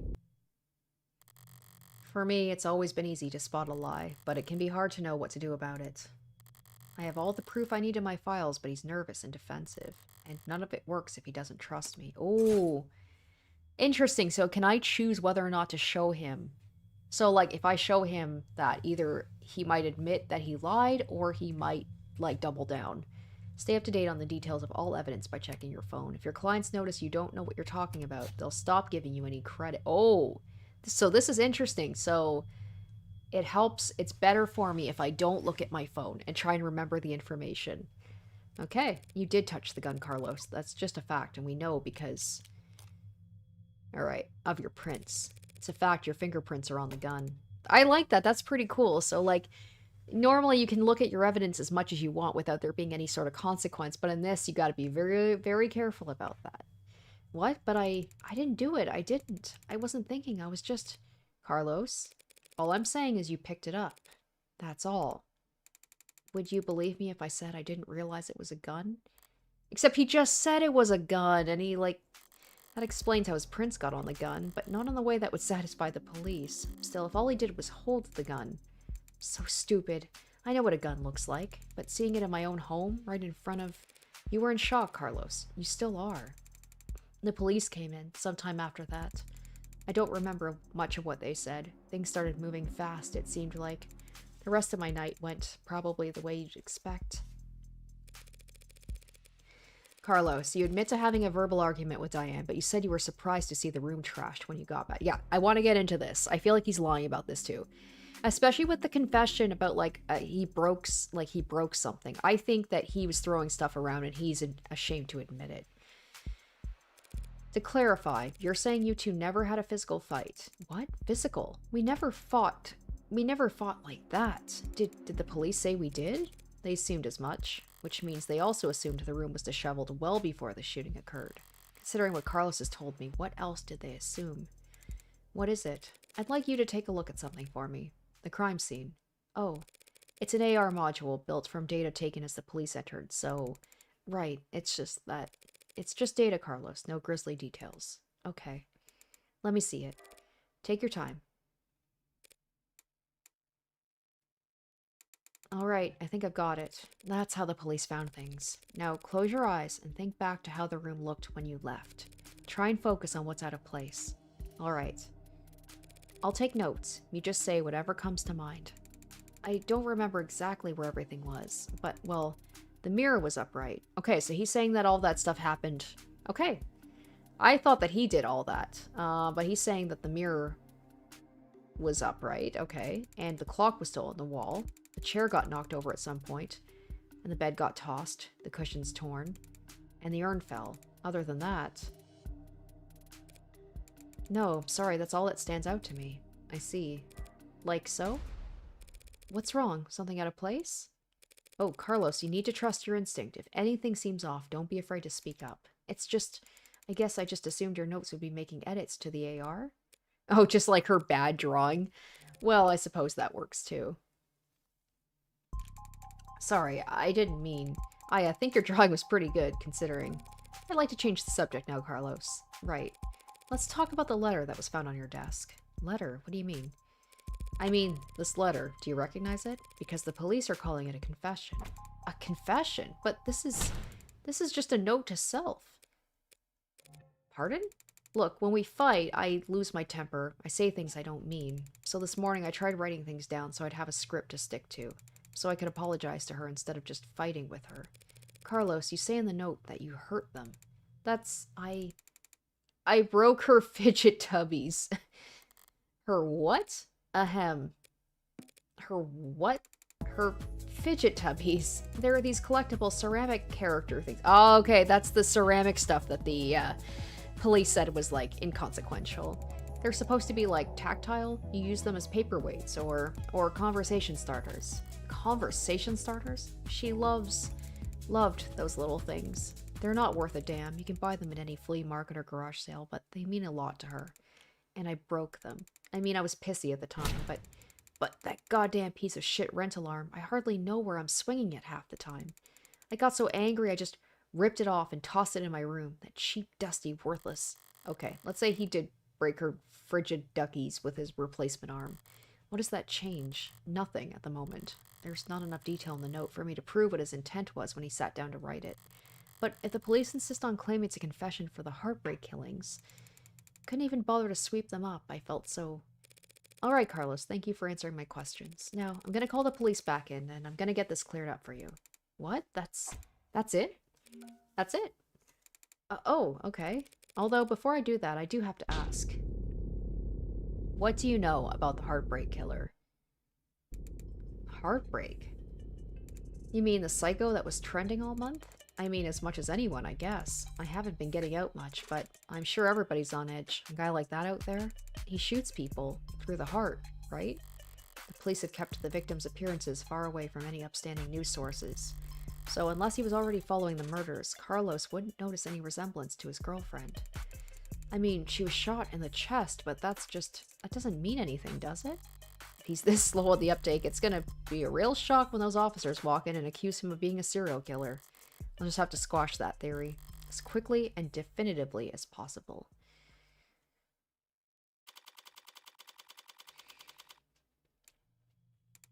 I didn't realize you could smoke in here. Technically, I can smoke wherever I want. For a fee. Wow, that's a good amount of money, damn. I guess so. Nervous? Don't be. I'm the one who's on the clock. Right, I'm sure this isn't your first time doing this. No, of course not. It will be my first homicide defense, though. Oh. Why does everyone always think the first time is so goddamn important? Hey, cheer up. I've got relevant experience in other areas. Oh. And, what areas are those? You ever gamble, Carlos? Okay, so this is where this is where we're gonna get into the gambling thing. No, ma'am, I never go anywhere near loot boxes. Won't touch the stuff. I meant more like playing cards. Oh, well then, no to that too. I've actually got pretty terrible luck. It could have fooled me. Well, what I do is a lot like poker, Carlos. Poker's nice because even if you're dealt nothing but crap all night, you can still win, which makes things pretty fun. Okay, so, do you have a good poker face? I like to think so. And are you lucky? Only when the stakes are high. And in this metaphor, we're playing poker, and the state's the dealer? If only. No, the state's more like the house. You mean like the house always wins? Yes, they're very good at it. Winning, I mean. That's why they're up there, and we're down here. That's why they're the house. So, what do? We play the cards we're dealt as best as we can. Win more hands than we lose. Keep it up, and eventually, someone will come over and tap the dealer on the shoulder and whisper something in their ear, and then we'll be politely asked to leave. That doesn't sound very triumphant. The house always wins, so our definition of victory is more like, don't lose. Thanks, Morgan, but I guess I was more asking, like, what should I say? Just leave the talking to me. She's like, you're terrible at talking, so keep your mouth shut. So that's the strategy? Puh, what's up? You know, there's a saying about gamblers with strategies. Yo, ready to confess yet? Guess I already woke up the DA. Already? She must be new. District attorneys have final say on whether or not a case is brought to trial. Only fair since they're the ones who end up having to actually prove the damn thing. Most of them prefer simple guilty pleas over long, protracted trials. And they all dislike having their time wasted. Unfortunately, then you'll have to call them back, because my client is not guilty. And frankly, I'm not even sure you have enough to hold him here. Right. She's like, hey, shut your mouth. Right, what she said. You got a weird sense of humor, counselor. Different generations, I guess. Before my time, kind of thing. I'm very serious when it comes to defending a man's innocence, detective. Counselor, we have your client's written confession. His written confession. Let's start there. Okay, we'll be happy to. The thrust of every argument starts with the facts. What's already known and agreed upon. Public knowledge for every player at the table. It's pretty simple, counselor. Real paint-by-numbers stuff. I like the art style, so cool. See, we found a note at his apartment with his fingerprints on it, apologizing for how he hurt them all so bad. Now, how are you planning on spinning that? Those are the facts. But I've been building up my hand all night, and now I've got the weapons to answer anything they try to throw at me. Well, my client did write that note, and it was an apology, but not for murder. He was apologizing for... Oh, okay. Analyze the facts as they're laid out, then review the responses in your hand. Select the card that best answers the argument and place it into the slot on the right. You can mouse over your opponent's portrait for a reminder on what key points you're asking. Okay. Alright, he wrote a confession. Now, how do I go through? Oh, okay. Alright, we only have the 2. There we go. He was simply apologizing for this. The hell is that? I found myself asking the exact same question. What are we looking at here? Something from the crime scene? This diagram of the room, it's created from data you captured, right? Pure, non-GMO, augmented realities crime scene data, yeah. What's non-GMO? Not much these days. Notice anything out of place? Yeah, the whole room's full of busted shit. It's the scene of a murder. Full of busted shit, for sure, but I was more referring to the unidentified ceramic debris found on the western side of the room. The hell is that? Ceramic debris, huh? Must be from the vase that got tossed, except it's not broken. Actually, that's not possible. Oh, because that vase... It wasn't even here. No, it wasn't damaged. It's not possible for the debris to have come from the vase, because the vase is still pristine. How is that possible? Shut your mouth, Flat. Okay. What's going on? There we go. Oh, I was like, please don't freeze on me. The lady at the garage sale told me it was so old and delicate. Okay, I'm gonna save because sometimes the game freaks me out when it just freezes for a bit for no reason. Damn, the one time I tried a thrift shop on my own. Well, so what? What does that even mean? The vase doesn't have a scratch on it, then the debris must have come from somewhere else. That debris is what my client wrote the apology over. You're saying the confession was an apology for not vacuuming? I am, because that pile of rubble is all that remains of the victim's collection of fidget-tubbies.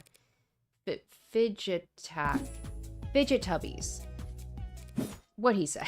Mr. Flat broke the victim's ceramic figures by accident, and this impassionate note to self was just the attempt at scripting out an apology. Can you prove that? We're taking this seriously, as much as I wish we weren't.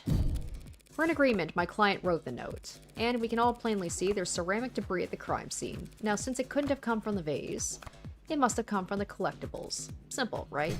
The hell are you on about? The entire room was trashed, as the arcs clearly show. Those fidget tubbies must have been pulverized during the struggle, too. You really gonna claim he sat down to write an apology for breaking her toys after gunning her down? Not a bad train of thought, but I can do better. No, the collectibles were destroyed much earlier than that, and there's proof. Oh, is there? Okay, murder weapon linked. Definitely not that. Stiff and unyielding, a dusty fidget tubby slayer in police custody. Is it gonna be this, maybe? Just take a closer look at the rental you took into custody. Huh? One swipe of your finger should show exactly how devastating it was to the fickle buddy ecosystem. Ah, there would be like ceramic dust on it, right? It's fidget tubbies. Whatever. You did take it into custody. I'm sure your techs found ceramic debris on it, yes? Now that you mention it, fine, whatever. He broke them with his arm. While he was killing her. Happy? Overjoyed, because even a cheap arm's got an operating system that logged the last time it was worn, right? Right. See, I happened to spot a footnote in the lab report. Said the rental hadn't been used since the AM. Whose side are you on, old man? It's gotten pretty late, sunshine. Just trying to save us all some time where I can. Well, thank you for your service. Are you seriously buying this crap? Just look at how scrawled, how panicked the note is. You expect me to believe he was that upset over a fidget tubby collection? One that hasn't even been graded? Setting aside Detective Ray's surprising depth of knowledge when it comes to collectibles, you're correct. They held no real monetary value. It would be odd for Carlos to be so shaken over their loss. But so what? So what? After all, it's not panic you're seeing on the page. The only reason the note looks the way it does is because Carlos... Oh, is right-handed, that's right, yeah. Because Carlos is right-handed. Yes, I am. Did they not know that? Shouldn't that be on my permanent record or something? So the reason why the note looks like asylum wall scribbles is because he had to use his left hand to write it. I tend to think better writing than typing, and I need to get used to using my left anyway. I just thought it could be good practice. Taking that into account alongside the ceramics, your slam-dunk confession is looking about as watertight as a fishnet. Okay, fine, forget about the confession. Congratulations, counselor. You've established your client's remorselessness. Now, let's get back to the reality of the situation. Here are the facts. We found your client at the scene of the crime, wearing a coat covered in the victim's blood, right next to a big old goddamn gun. It just so happened to have his fingerprints on it. That's right, the coat is... What, you gonna claim it's not his? That he actually wears an extra small? He's trying to bait me, in her typical low-key fashion. Alright, as arguments flow, you won't always have the stronger hand. Sometimes, the best you can do is hold your tongue and avoid overcommitting. Try to lose as much... Try to lose as little credit as possible while you wait for a more favorable chance. She must have something. No sense playing into it. I guess this would be where, you know, if we want to go into gambling terms, we hold. Something you'd like to ask me, Detective? I'm just curious. What'll it be next? You gonna tell me he actually wears an extra small? Oh, it really is, too. Okay, so we're gonna choose to stay. So we can either stay or we can raise the stakes. Gee, Carlos, do you? No? Yeah, sure, there's no evil twin you've forgotten to mention.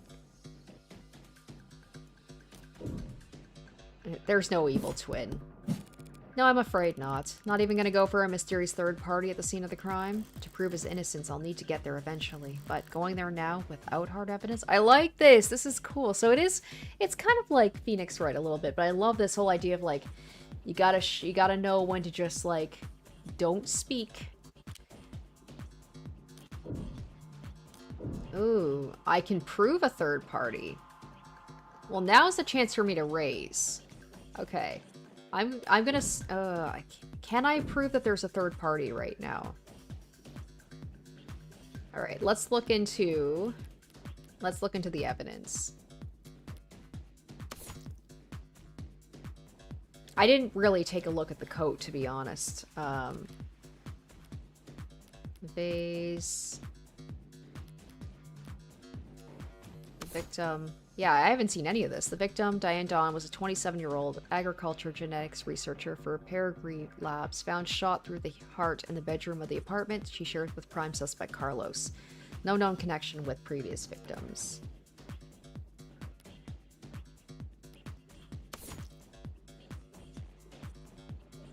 Okay, so we know about this.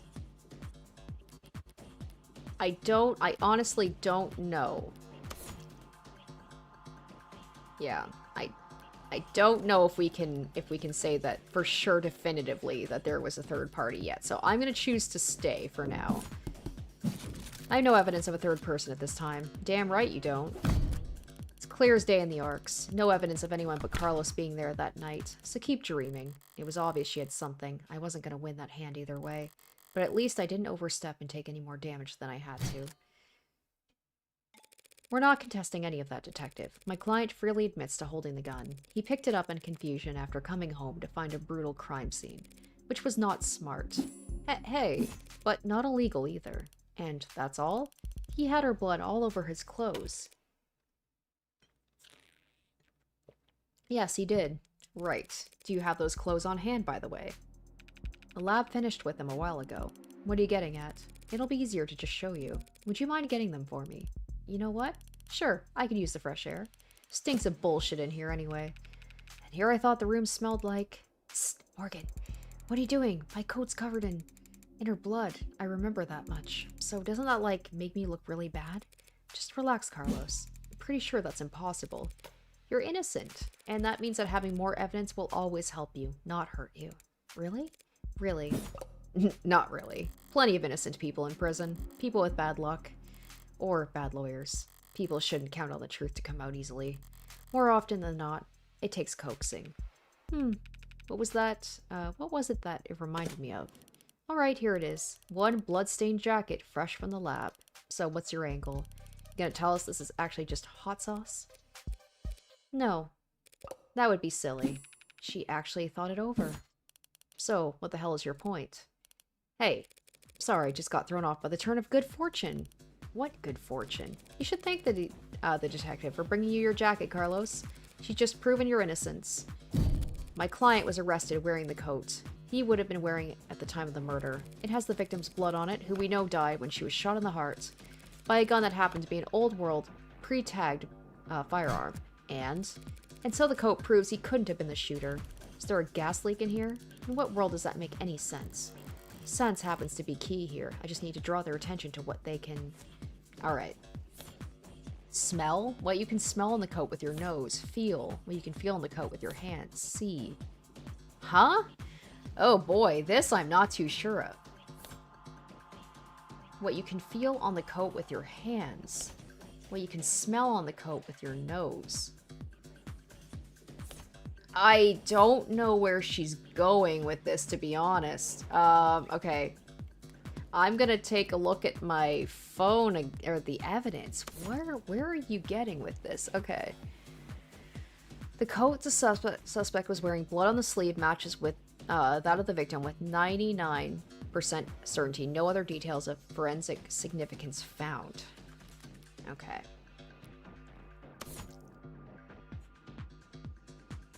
I don't, This is, I was doing well so far. This one has got me a little, oh, okay.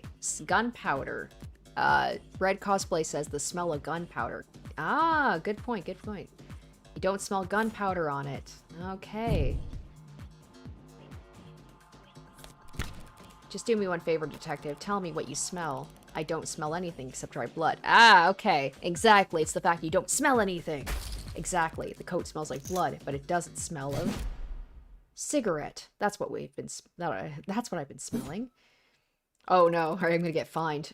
Yes, detective, I was smoking earlier. Could you rejoin the conversation? I've been listening. You wanted me to smell the jacket. If you would. Let's see. Huh. No gunpowder. What? What about gunpowder? Oh, don't blame yourself for not noticing. This was before your time, you young little thing. You can't be more than a few years older than me. But not before your your partners, it seems. See, gunpowder is weak by today's standards, but it's still volatile stuff. Hard to store, prone to misfiring. When it goes bang, it leaves behind an awful lot of evidence. The hell is she talking about, London? Modern firearms, like the ones we carry, use electricity, magnetism, even air pressure or sound waves. They've got more accuracy, more firepower, less recoil, less noise. And they don't leave behind residue. Gunpowder residue. He talked my ear off about how difficult it is tracking down a gun that doesn't leave digital traces. But a revolver like this one? It'd leave gunpowder on the skin of whoever fired it for days. So then his coat. If you don't trust your noses, you can check the lab reports. I think if they'd found any gunpowder on my client or his clothes, they'd have taken the time to highlight it. Ooh, whatever. That just means he washed it off after shooting her, or he changed his clothes. Why? Yeah, but then there's still blood on it, right? Dried blood. That's not impossible, but it'd be pretty pointless. Huh? His jacket and his left hand were blood-soaked when your officers found him. Would he really go through all the effort to get rid of something as subtle as gunpowder residue, just to get the victim's blood all over himself afterwards? In light of these details, I'd like to formally request you reconsider the charges Mr. Flat is facing as soon as possible. Whoa. They're faltering now. Should topple over at any moment. The letter was mostly icing on the cake for them, but the gun is all they had to link Carlos to any of the shootings. So if it looks like he never actually fired the gun, I'll admit things were a little dicey there. But once I was able to grasp the situation, the smaller pieces fell into place easily enough. Not my cleanest work, but overall I'd say... Did she get a message? Oh no, probably something be like, is this going to be the equivalent of, like, in Phoenix Wright, where they're like, I'm back with the updated autopsy report? Bullshit. Wait, did they actually manage to find it? Oh, what is this? Something you'd like to share, Detective Reyes? You're good. Twisting the truth into knots, making the facts work for you. Thanks, but your luck just ran out, because the net scrubbers found a cam active at the exact moment of the shooting, and right now... I'm staring at a photo of the killer. Oh, god damn it. Wanna bet? A photo of the shooter. She had that, we wouldn't still be talking. But I doubt she's just pulling this out of her ass. She's got something from the scrubbers. Alright, she must have something. Ooh. Okay, I'm gonna choose to raise. She did say she might have something. She must have something. I'm not sure I follow, Detective. Didn't we establish there was an optics blackout during the shooting? Sure, there was, but this isn't from optics. Oh, I lost on there. Good thing I held my tongue. As I thought, the scrubbers must have managed to dig up something from outside the network. Okay, but she's saying it was good I held. Which means... Party's over, counselor. Feast your eyes on this. That's not... Well, okay, the quality is lacking, and yet there it is. They managed to find a quarter needle of evidence in a whole city block of haystacks. What are the goddamn chances? You know, with the scale their tools operate on, I guess the chances are, as always, in their favor. Okay, can we please bring up the thing, though, about the fact that, like, he would not be able to fire a gun so well because of the fact that he's right-handed. Alright, it's not good, but it's a far cry from the worst case scenario I envisioned. We got no face. Yeah, it's... Oh, and then there's the whole thing with the clock, right? It wasn't the clock, like... Did he say the clock was already off the wall at that point? The clock being there feels like it's very important. You could say I got lucky, which means the stakes are... Well, it's a little bit blurry. Don't look at me. I didn't take the damn thing. Technically, no one took it. Looks like at the time of the shooting, a neighbor was on their phone, probably venting about how crazy the couple across the way were acting. But if their phone was on, its camera would be on. So he managed to get this shot through the window. Where to begin? Far away, unfocused, ultra-low resolution, zoomed in, blurred, color shifted, and so compressed it looks like it's from another century. There are tools that could enhance this image any further, and I could count the pixels on one hand. And you could kiss its admissibility in court goodbye. You can't honestly claim you can identify my client from this image, and there's no way in hell you could get this past a judge. Yeah, you're probably right. We couldn't. But I think I know a DA that could. Either way, doesn't seem like your client's leaving this police station anytime soon. That photo? What the hell's happening to me? Think I know a DA that could? Don't be so modest, old man. We have photo evidence of a left-handed shooter standing in the hallway. Oh, okay, left-handed, but he's right-handed. At the same time, the whole neighborhood heard a gunshot. Who do we know had their left-hand fingerprints all over that gun? You're referring to my client, you think? We've established he wasn't wearing his modded arm at all tonight, so he must have shot with his left. Yes, and we've also established he's weak with his left side. A left side that has no gunpowder whatsoever. Forensics will never be perfect, counselor. Sometimes we miss things. Sometimes you take a walk through the rain, and when you finally get where you were going, you somehow end up dry. But that doesn't mean it didn't rain. All of which is to say, before judge or jury, photographic evidence outweighs a failed sniff test. Carlos is innocent. I know he is. But the photo shows a left-handed shooter. Carlos is innocent. The photo is real. If both are true, then that means the photo doesn't show what it appears to show. So at a loss for words? Never. I'm just confused about one thing. Where was the photo taken from exactly? Exactly? Positional data is usually only accurate to the nearest public router. We DN on the phone's owner and ask them where. Why bother with any of that? Ballistics and common sense tells us the perp shot from the room's doorway. The front entrance of the apartment faces to the south. There's a hallway that runs back to the bedroom. We're looking straight at the shooter, so it's pretty obvious this was taken from across the north window. From the north? This is from the north, and why can we clearly see the clock, right? It's not that complicated. The neighbor who got the shot must live on the other side of the street. So we're looking... Maybe? Is it the clock? Maybe I just really want the clock to be something I can use. So we're looking into the bedroom from the north window. If she's wrong, I should seize on the opportunity to start turning the tide. Okay. Alright, let's check the thing that he said about the apartment, the crime scene map. Okay, a bird's eye view of the crime scene as discovered by the police shows the northern window facing the southern hallway where the shooter stood. Okay. Northern window shows the western window facing the eastern wall. Oh god, why am I so confused by this? The northern window faces the southern hall where the shooter stood.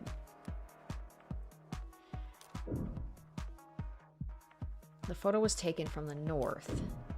The photo was taken from the west. Okay. Is there anything else? It's gotta be this, the photograph. The camera was not set to photo mode at the time. The amount and quality of visual data available was severely limited. Okay. The photo has already been cleaned up as best as possible.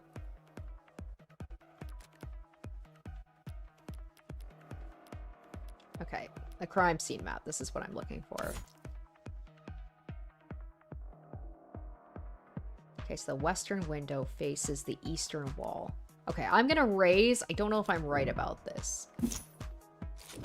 I'm afraid that's simply not possible, Detective. This photo has to have been taken from the west. What kind of bluff is that supposed to be? The good detectives are misinformed, and I need to take advantage of it. Time to press the initiative. The hell do you mean this was taken from the west? The autopsy tells us the victim was shot from the doorway. Your officer's ARC's data tells us the precise location of everything in the room at the time they arrived. And now your photo's shown the exact moment of the shooting. And? Okay, you can raise the ante on a hand up to the current max. Answer wrong and you'll lose more credit, but answer correctly and you can bank up more credit for trickier hands down the line. Altogether, that tells us the photo must have been taken through the west window, as long as you consider... Okay, the mirror was upright, clock was on the wall. Ah, dang it, the clock was on the wall. Oh, I think I screwed this up. Okay, I'm gonna go with the statement. I think I fucked up, though. Take one look at the clock in the photo. The clock? Oh, I was right. What about it? The clock. Seems like London's got an idea. If he's mistaken, I could pounce on it to keep my tempo high. The photo was taken right before the shooting, so... Wait, don't tell me the time of death is wrong. Ooh. Oh, shoot. Okay, yeah, because there was the whole thing. Damn it. Okay, let's go into... Okay, this is interesting. Let's go into the evidence. Statement. Okay, the mirror was upright. The clock was on the wall. The chair got knocked over. The bed got tossed. The cushions torn. Okay, so that was the state of the crime scene when he left the apartment. Okay, the mirror was upright. Clock was on the wall. Chair got knocked over. The bed got tossed. The cushions torn. So that was when he left the apartment. So no, that's accurate. That's accurate to what he's saying. If that supposedly happened after he had left. Crime scene map. Ooh, I don't know if I'm going the right way with this. Ooh, this is getting tricky. This is getting tricky where it's like, do I take a chance? He's right, the time of death could be wrong. Time of death is correct. Oh, well, the picture. Oh my gosh, I can't believe I didn't think to see, like, what is the actual... The picture. What does it show here? It shows... Would that be 8 o'clock or 9 o'clock? Okay, I'm gonna... It's tough to say from that picture. I'm gonna raise my stakes, and I'm gonna say maybe based on the clock, like the time on the, of the clock. It's a good question, Detective, but the answer is no. The neighbors all agree the time of death was 9. Right, no mistaking that. So that means... So then what the hell were you on about? I don't even know. There's a clock on the wall in the photo. Aha, analog style. And it reads 9 o'clock. 9 p.m., the time of the shooting. The hell's so special about that? Nothing. There's nothing odd about the time the clock reads. But, do you remember there being a clock in the room? Ah, what? Actually, I don't recall there being a clock. That makes sense. You wouldn't recall seeing a clock, because when the police secured the scene, the clock had been knocked onto the floor. And the only clock in the room is in the northeastern corner. Oh my gosh, I got it right. And my client has informed me before the crime, it was hung up on the eastern wall. Like so. Aha, I was correct. I should stop doubting myself. What the hell is that supposed to be? Nobody appreciates my artwork. An artistic rendition. It's, very distinct. If you had information on how the crime scene was before the shooting, why didn't you add it to the arcs? And show you my hand? Just because discovery law compels us to share info. Doesn't mean we have to play fair, Detective. Slipped my mind. I'll do that now. The important thing is, if the clock was on the eastern wall before the shooting occurred, then the photo must be looking through the western window to see it. Don't start getting ahead of yourself. The victim was shot at 9 p.m., the same time the photo was taken of the shooter. But you want to claim the clock is still on the eastern wall, when it would have been knocked down during the fight. You got your logic backwards, Detective. Your precious photo shows the room was pristine at the time of the shooting, and there's one other piece of evidence that proves exactly how the cards fell. Okay. Maybe the glass? Okay, so... Ooh, I like this. It's got me a little stressed at times, not gonna lie. Okay, what was the way to see... Oh yeah, if I can... Okay, so over here. Oh yeah, there's all this too I can check out. The room was trashed before the shooting. Okay, shards fell onto the victim. So she's saying the room was trashed before... Oh, That's okay, yes. The glass wouldn't have fallen onto the victim. Yeah, because, like, the shards would have had to fall onto the victim after it had been trashed, right? So we're gonna... we're gonna go with that one. Bring that over there. Glass shards, what about them? Nothing much, really. Only that they're on top of the victim's body. Boom, boom, boom. Yes. And not under it. If the glass fell on top of the victim's body, that would mean that she was dead on the ground before the room was trashed. But that doesn't make sense. Why would anyone trash the room afterwards? It's a good question, Carlos. Luckily, it's the detectives who have to delve into the minds of the criminally insane, not us. Tell me, detectives, were there any signs of struggle at the other crime scenes? Haha! Other crime scenes? No, nothing like that. Those attacks would have been over in a matter of seconds. So what did you think when you saw the mess in the bedroom? That this was personal and things had gotten complicated. That's the way they wanted us to think. Shit happens. Shit does happen, detective, but in this case, it seems that there has been a general misconception about the order in which shit happened. So what if the room didn't get tossed over until afterwards? He still shot her, and we have a photo right here. I'm glad you do, detective, because that photo proves my client's innocence. Huh? Proving that it wasn't my client who pulled the trigger is difficult, and maybe more importantly for all of us, time-consuming. Thanks to your photo, I can instead prove it couldn't have been my client who pulled the trigger, because the man in the photo can't possibly be Carlos. Like hell it can't. The glass shards prove the room was pristine at the time of the shooting. We know until the room was tossed, the clock was on the eastern wall, which means the photo of the shooter was taken from the west. Back to this shit? That's impossible. The only hallway in the apartment runs from north to south. The only person with prints on the gun is your client. The only fact that matters is he used it to murder 6 innocent people. You're a very honest person, detective. Excuse me? That's why you're such a shitty gambler. You've played your cards too early, and now I can steal the pot right from under you. You're right about the hallway's orientation. You're right about the prints. And this HK figure has claimed 6 lives. But we aren't looking at the hallway in that photo. What? What we're seeing is... the mirror! Oh my gosh, it was reflected from the mirror, wasn't it? No oh, shit. I'm going with that. We're using the mirror. Alright, it was, So that means it wouldn't be the left arm. They were shooting with the right arm because it's reflected in the mirror. Everything is reversed. What's that? You're trying the glass shard again? Sort of. By the way, do you recall where the glass shards came from? Sure, they came from a standing mirror. A mirror that at the time of the shooting stood across the room from the western window. But then that would mean, at that angle, from that viewpoint, it would reflect the hallway. So we're not seeing a shooter with a gun in their left hand. We're seeing a killer take aim with their right hand. And as we know, my client hasn't had a working right arm in a number of weeks, and he hasn't worn his rental since this morning. So I meant it when I said that photo. I'm glad it was recovered, because it just proved my client couldn't possibly have committed this crime. Hell yeah. Amazing. That should be the end of it. Except, oh, goddammit, except it looks like Detective Reyes really is a novice gambler. Sunk cost has got its teeth in her now, clawing up her spine, whispering wounded pride in her ear. It's a cold sweat, hot palms kind of fever, the impotent, irrational fury of losing something you thought was guaranteed yours. But lucky for you, Detective, I am well versed in shock therapy. You look dissatisfied, Detective Reyes. That's one word for it. Then allow me to put a nice bow on everything for you. Okay, in summary, so I guess we're wrapping it up soon. Okay. My client's so-called confession was just a note to self. The police found him in shock, reeling at the death of his girlfriend, and arrested him for being next to a gun he forensically couldn't have fired. After being confronted with these facts, you received photographic evidence of the exact moment of the shooting. And instead of utilizing said photo to track down the real killer, you tried to claim it depicted my client, a man without the requisite limb, standing in an architecturally impossible hallway. He could have had a backup arm. He could have stolen one. A little stubbornness can be charming, but this kind of desperation is ugly. It's getting late. Time to bare my fangs. A bit.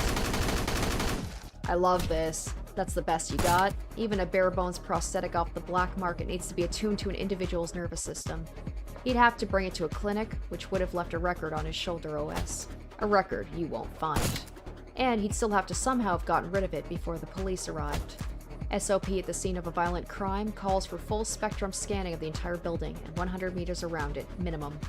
So where, Detective Reyes, did he manage to hide a cybernetic arm from your drones at the time between the shooting and his arrest? This is so cool. This is like kind of like the wrap-up they do at the end of the Danganronpa games as well. Well? Any objection?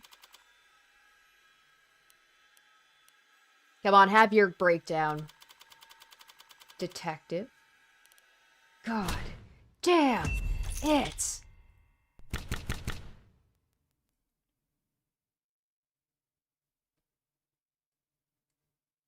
Alright, so are we done?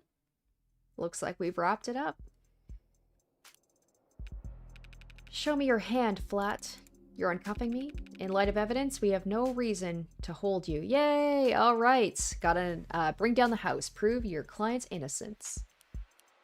Now I gotta go call the DA and tell her I made a mistake. Not we made a mistake, huh? Listen, kid, you should know. Detective? Lost my train of thought. But hey, your attorney's a real tiger, and she just fought like hell for you. Make sure you thank her properly. Public defense doesn't pay that well. Yeah. It's kind of you to say, Detective, but my work is its own reward. She's like, although money doesn't hurt. Heh, sure. I feel exactly the same, Counselor. What happens now? I'll have to speak with the DA about the dismissal, and there's still some paperwork we'll need to go through. But basically, you're free to go. Congrats. You get to leave the casino with your kneecaps intact. Yay? But what am I supposed to do? The detectives will continue their investigation. Their investigation into heartbreak, huh? Yes. When the authorities are satisfied with their examination of the body, she'll be handed to the next of kin. And then you can make funeral arrangements. No, that's not what Diane being gone is bad enough, but a serial killer? It's like she died of the flu. It doesn't happen anymore. People die of the flu all the time, but I know what you mean. I can't make sense of it, so what am I supposed to do? Hell if I know. There are some contacts I could give you. Services, professionals, doctors. No, you've done more than enough for me. When you got here, I was too tired to even defend myself. To try and convince them that I didn't. You saved me. Thank you. You're welcome, Carlos, but it's my job to... No, I mean, thank you for not asking. For not asking if I killed her. Oh, Carlos. I didn't need to ask. I knew you were innocent from the start. Aw, of course he was. After all, he's too stupid to have done this. Wait, what? Huh? The blood's always different. Heart's always in the same place, easy to find, hard to miss, but the blood's always different. What? A flowering stain unfurling towards an invisible sun. A perfectly unique bloom, only one for each of us. A Rorschach test with singular, universal meaning.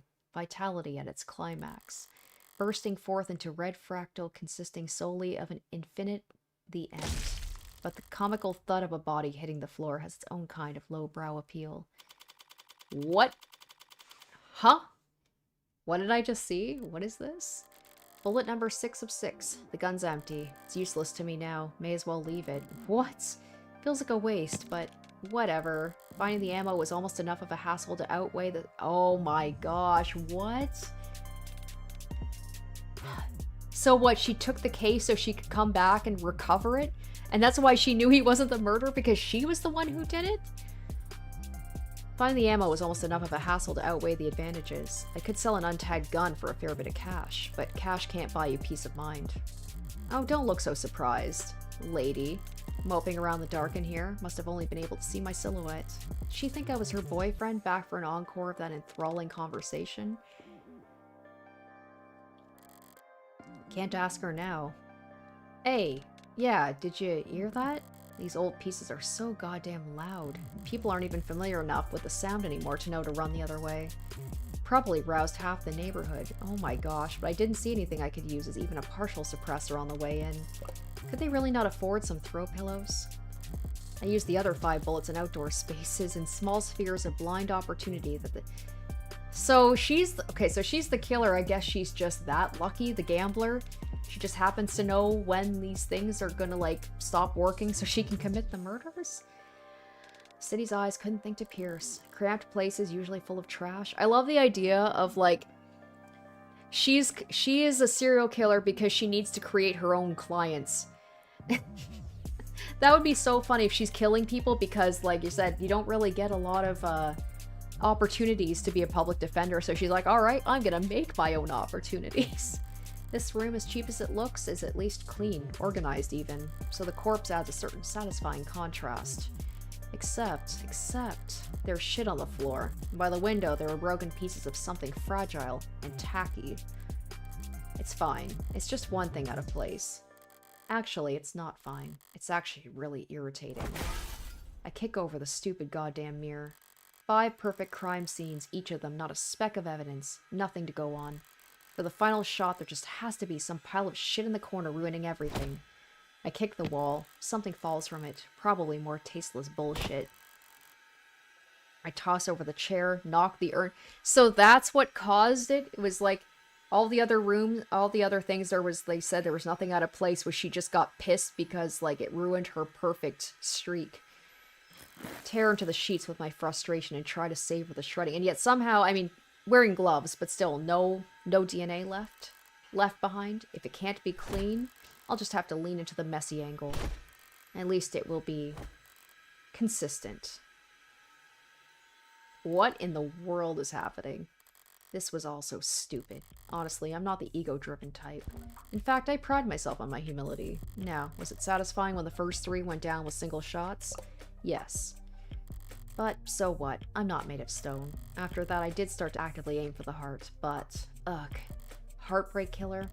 Really? Don't people have anything better to do with their time? What kind of miserable, lifeless voyeurs would obsess over something that's none of their business? All these threads and breakdowns and the goddamn theory crafting. All for the heartbreak killer. Sounds like a soap opera villain from a season where the writers were on strike. I feel insulted by the label, but no, that's someone else's name. They came up with it. They spread it. They marketed it. Heartbreak's got nothing to do with me. He's just some reclusive, lonely, socially impotent loser who shot 6 people because... Well, I'm sure people will come up with something. So if she actually is the murderer, did she shoot women because of the fact that people will automatically think it's a man? I think most people would think a serial killer is a man anyway, because that tends to be the case, but going after female victims, even more so.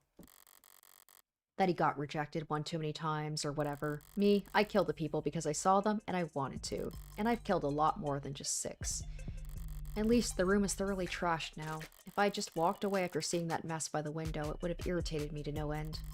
Now it doesn't match the MO of the last 5 perfectly. It will irritate the cops to no end instead. Good riddance, Heartbreak. You enjoy your 15 minutes in the spotlight. Really savor it. I'm going home. The air is weighty tonight. Thick. Energized. A heavily foreshadowed summer rain I can feel on every hair.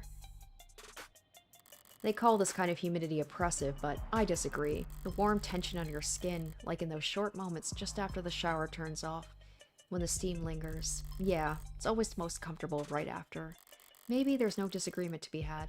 Oppressive things can be comforting too.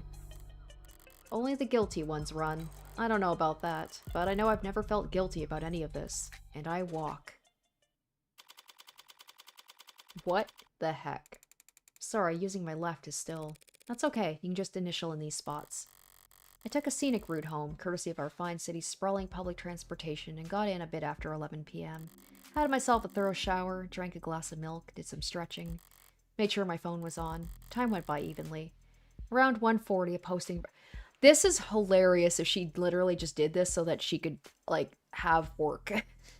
A posting for... Like, does she get off on the fact that she's basically, like, defending other people who are charged with her own... Except there's been... She said it herself. There have been no... nobody has been, like, accused of it. There's been no suspects. So if that's the case, then she's wrong. Like, she didn't do this to give herself work because her work was too perfect that there was not even any suspects. Decent rate since it was so late and so urgent. I had wagered correctly the boyfriend would have enough sense to ask for a lawyer and enough debt that he'd need to be provided one. All I had to do was stay awake. There wasn't much competition after 1 in the morning. Okay, where else? Here and here. How did I phrase it earlier? Criminal defense attorneys aren't exactly flush with customers. Why wouldn't I take a job when I already knew more than the cops? It would have been easy to convince Carlos to plead out. I would have gotten paid the same too, but easy is dangerous. Carlos was of course innocent, so his conviction would never be airtight. There would be doubts, questions, appeals. Maybe fans depending on his looks. More attention on HK and his crimes. More headaches. A cold case rotting in the very far back of the public's awareness is always preferable to one open and shut in haste. Now, with no more murders matching HK's MO, there won't be any additional public pressure to find a culprit. Now Heartbreak can just starve to death, out of sight and mind, like any other fluke in the system. Almost done. Getting involved with the case this intimately does have its risks. Hell, I might have even overdone things here or there. Like lighting up a smoke inside an interrogation room just to make doubly sure I didn't still smell of gunpowder myself. The London fellow seemed more fixated on it than I would have liked, but obviously everything turned out rosy. And it's worth it for the finality of it all. Seeing the authorities' failings for the best seat in the house, that's just a bonus.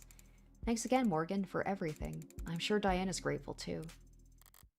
Funny. I didn't even know her name. This is fucked. What in the world? Something the matter? No, I'm sorry, it's just... I was mad when I left the apartment. I know she was too. So when she died, death was instantaneous, Carlos. I can't imagine she was in any pain. In fact, I can guarantee she was dead before she hit the ground. I know, but I just keep thinking she must have died angry at me. That she must have died hating me. Oh. Should we present evidence? I guess we could. To tell you the truth, Carlos, there's something I've been wondering about myself. What is it? Something I noticed in the ARC's data I didn't quite understand. A piece of the puzzle I couldn't fit in anywhere else. But maybe you can make sense of it. I don't even know what I'm talking... The pills. Oh. Meds for a Mater, non-lethal doses present. Oh, the Mater would have been for him. She was holding them in her hand. What is... Where did you find that? The pill organizer was found on the victim. She had it grasped in her hand when she died. Obviously, the police added it to the ARCs, but it was quickly ruled irrelevant. Seems like it contained tripazexone, prescribed to help Maters with phantom itches. They're small tablets. Those are tricky clasps, too, for a pill organizer. Oh, she was, like, opening them for him, right? It could be hard to handle with an unsteady hand. No one will ever know what she was feeling when she died, even if they did. Feelings are complicated. You can feel angry, happy, and sad at the same time. But as far as facts are concerned, it would appear when she died, what she was doing was setting out your medications for the week. This is fucked that I killed her and now I'm comforting her boyfriend, who was accused of her murder. To my eyes, anyway.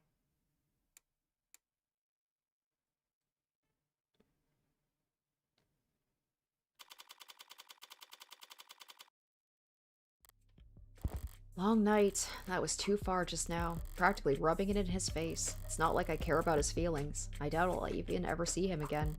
But overstepping like that is just pure hubris. And hubris invites a downfall. So why? Why did I even bother?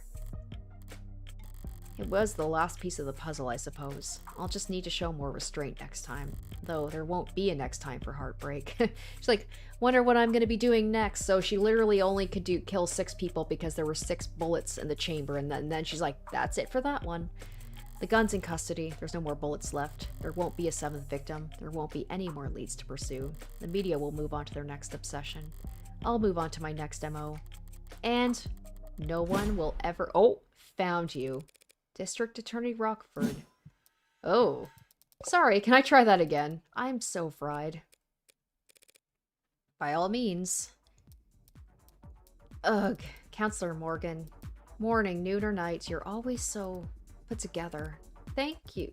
I don't get it. How do you sleep at night? Pardon? You do white noise, aromatherapy? Whatever you're doing, I need to steal it. God. I must have bags under my eyes dark enough for the dumpsters. Assistant District Attorney Emma Rockford. She's a prosecutor, the lawyer who argues for the state in court, trying to prove a defendant's guilt. And despite her sometimes unkempt appearance, she's probably the sharpest person to fill the position in decades. I should know, since I haven't beaten her once. Worse yet, she has the remarkable ability to compartmentalize all the adversarial energy and only bring it out in the courtroom. It's part of what makes her good at her job. And hard for me to read. Should I buy a new mattress?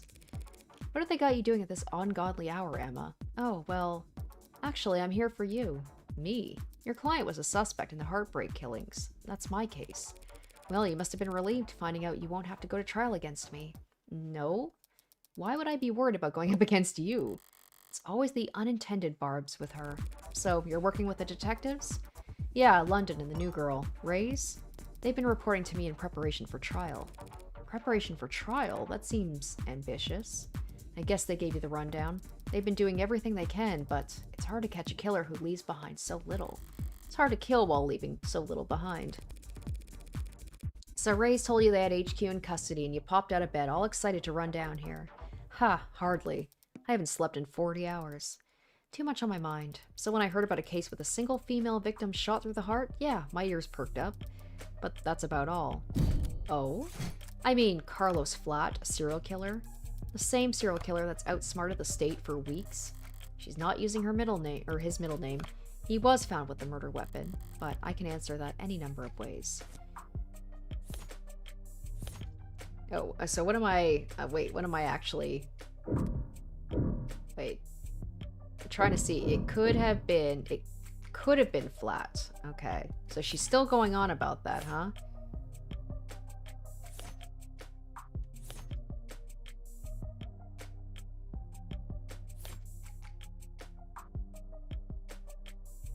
Maybe the rental?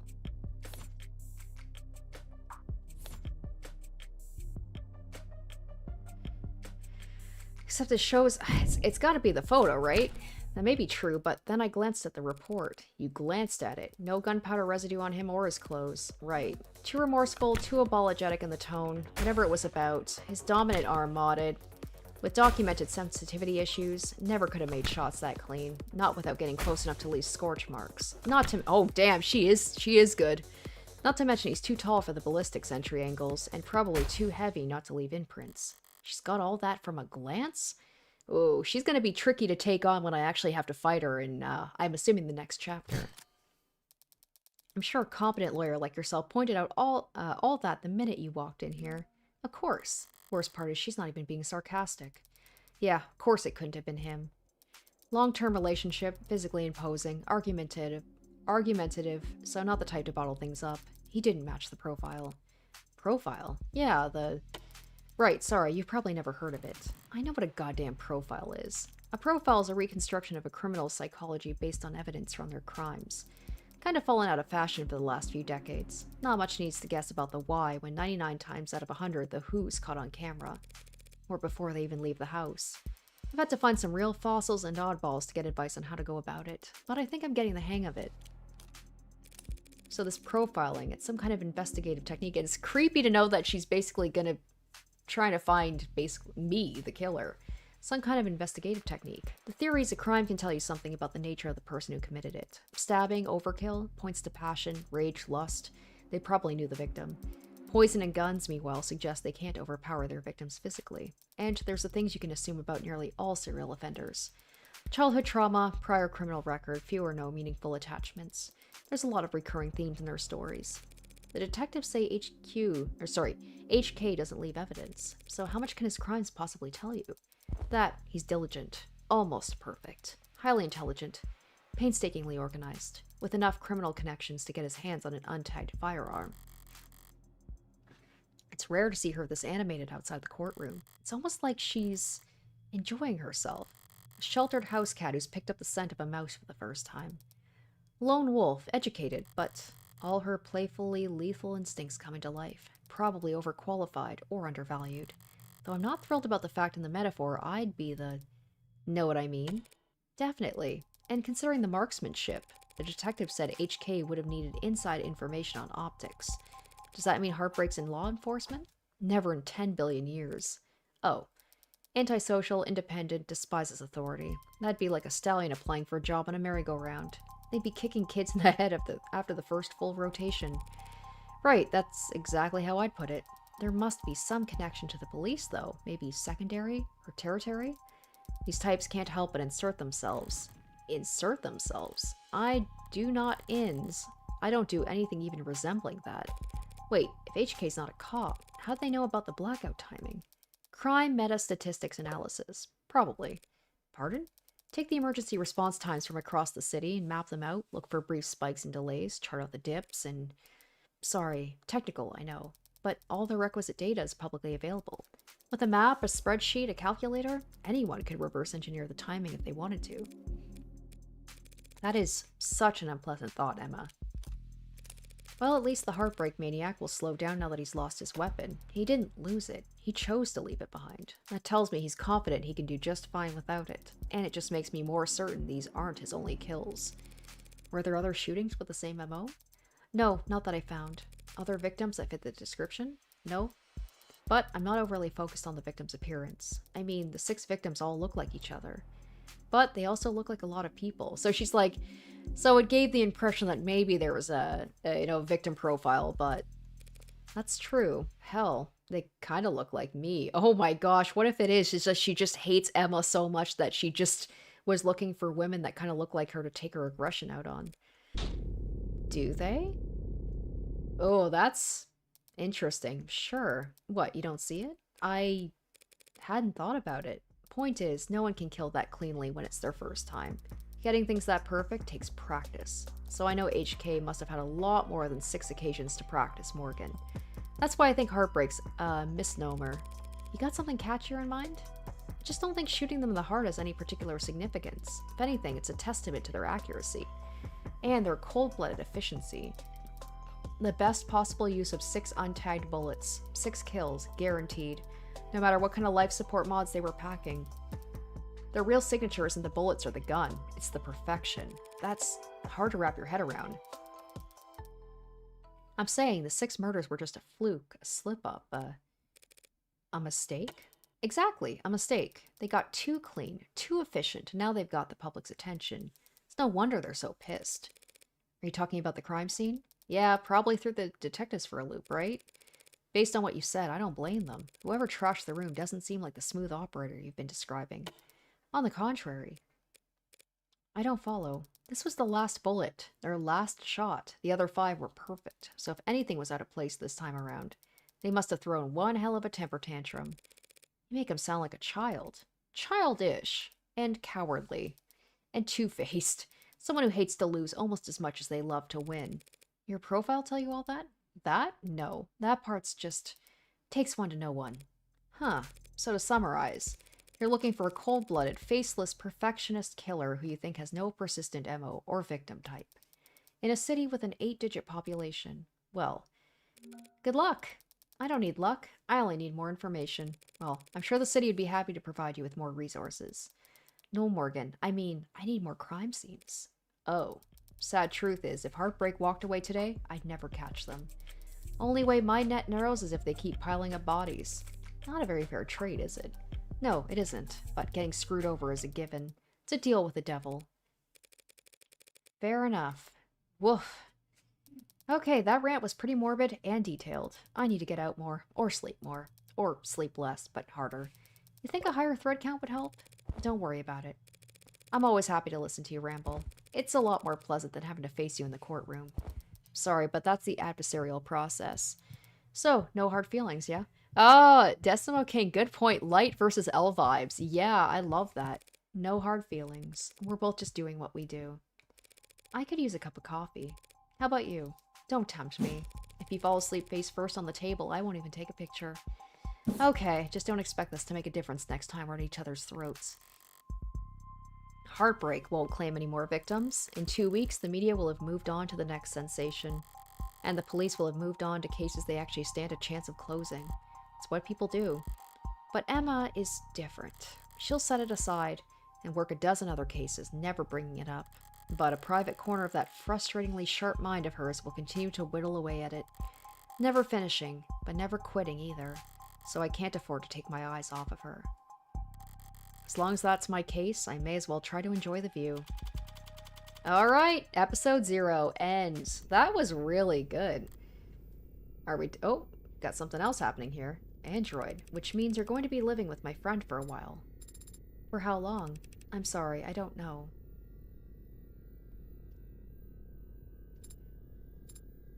There's no need to look that upset over it. My face barely moved. It may as well have been a blatant pout from where I'm sitting. Yeah, like that. This friend of yours, they're trustworthy? Absolutely. In fact, I trust them more than anyone. Hey, come on. It'll be fun. Really? Really. Educational, too. I think you could stand to learn a lot from someone like Morgan. Ooh, I wonder if this is like Emma. Ooh, I wonder if like Emma has a thought that maybe Morgan's behind it, so she's giving her an android to like keep tabs on her? That was really good. I was certainly not expecting the defense attorney that I'm playing to actually be a serial killer. Because, you know, like my obviously like my knowledge of these games is like Phoenix Wright, who is like the goodiest of goody two-shoes, who truly just wants the best for their client and would never do so. It's basically like if Phoenix Wright was also secretly a serial killer. She definitely had more like, she was more rough around the edges. She's not the same as him. I'm not going to compare the two character-wise, but like she seemed kind of rough around the edges, but also she seemed like she was doing it for the right reasons to actually like defend people. So that reveal was pretty wild. That was crazy.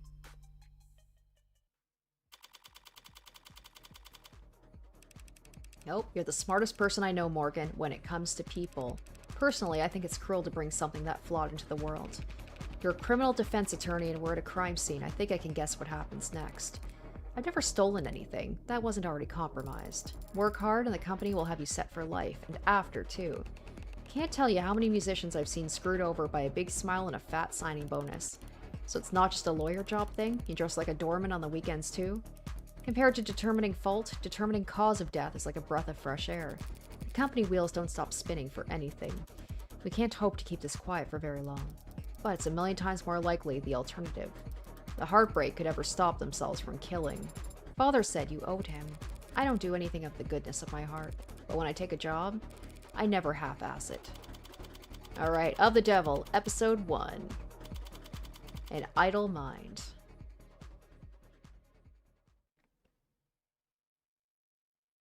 Yeah, I just love the idea too of the fact that like the reason I knew he was innocent is not just because of like the usual Phoenix Wright, like just having faith in his clients. It's because I literally knew he couldn't have done it.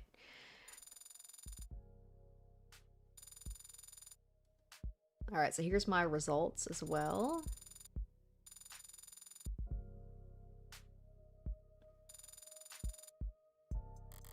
Okay. Finished episode 0 with 30 credits. You've also unlocked concept art and bonus scenarios based on your high score. Okay, you have 30 remaining stored credits to spend on phone charms and case colors. We will not worry about that for now. So anyway, guys, that is going to do it for the prologue. I wasn't expecting to finish it all in one go, but I also didn't know how long it was going to be. But that was awesome. I love the fact that we're not playing as necessarily a good person. She's good at what she does. Why does she kill? That's the big thing. Does she find some weird, sick fascination out of just, like, being perfect? And, like, you know, sticking it to the cops to be like, haha, you can't catch me. And the fact that she said that she's killed so many people before, like, what is her reasoning for this? I would have thought it was funny if the fact that, like, she killed people in order to just constantly give her work. In order to, like, always have clients. Because if there's killers going around, the people need to be defended. Oh my gosh, thank you, Matt Kim. The $25 donation. Oh my gosh, thank you so much. Loving the game so far. Thank you for streaming. Thank you. Thank you for the very generous donation. It's my pleasure. This was a lot of fun. Thank you guys for recommending this game. This is right up my alley. I love this. It's cyberpunk. It's detective work.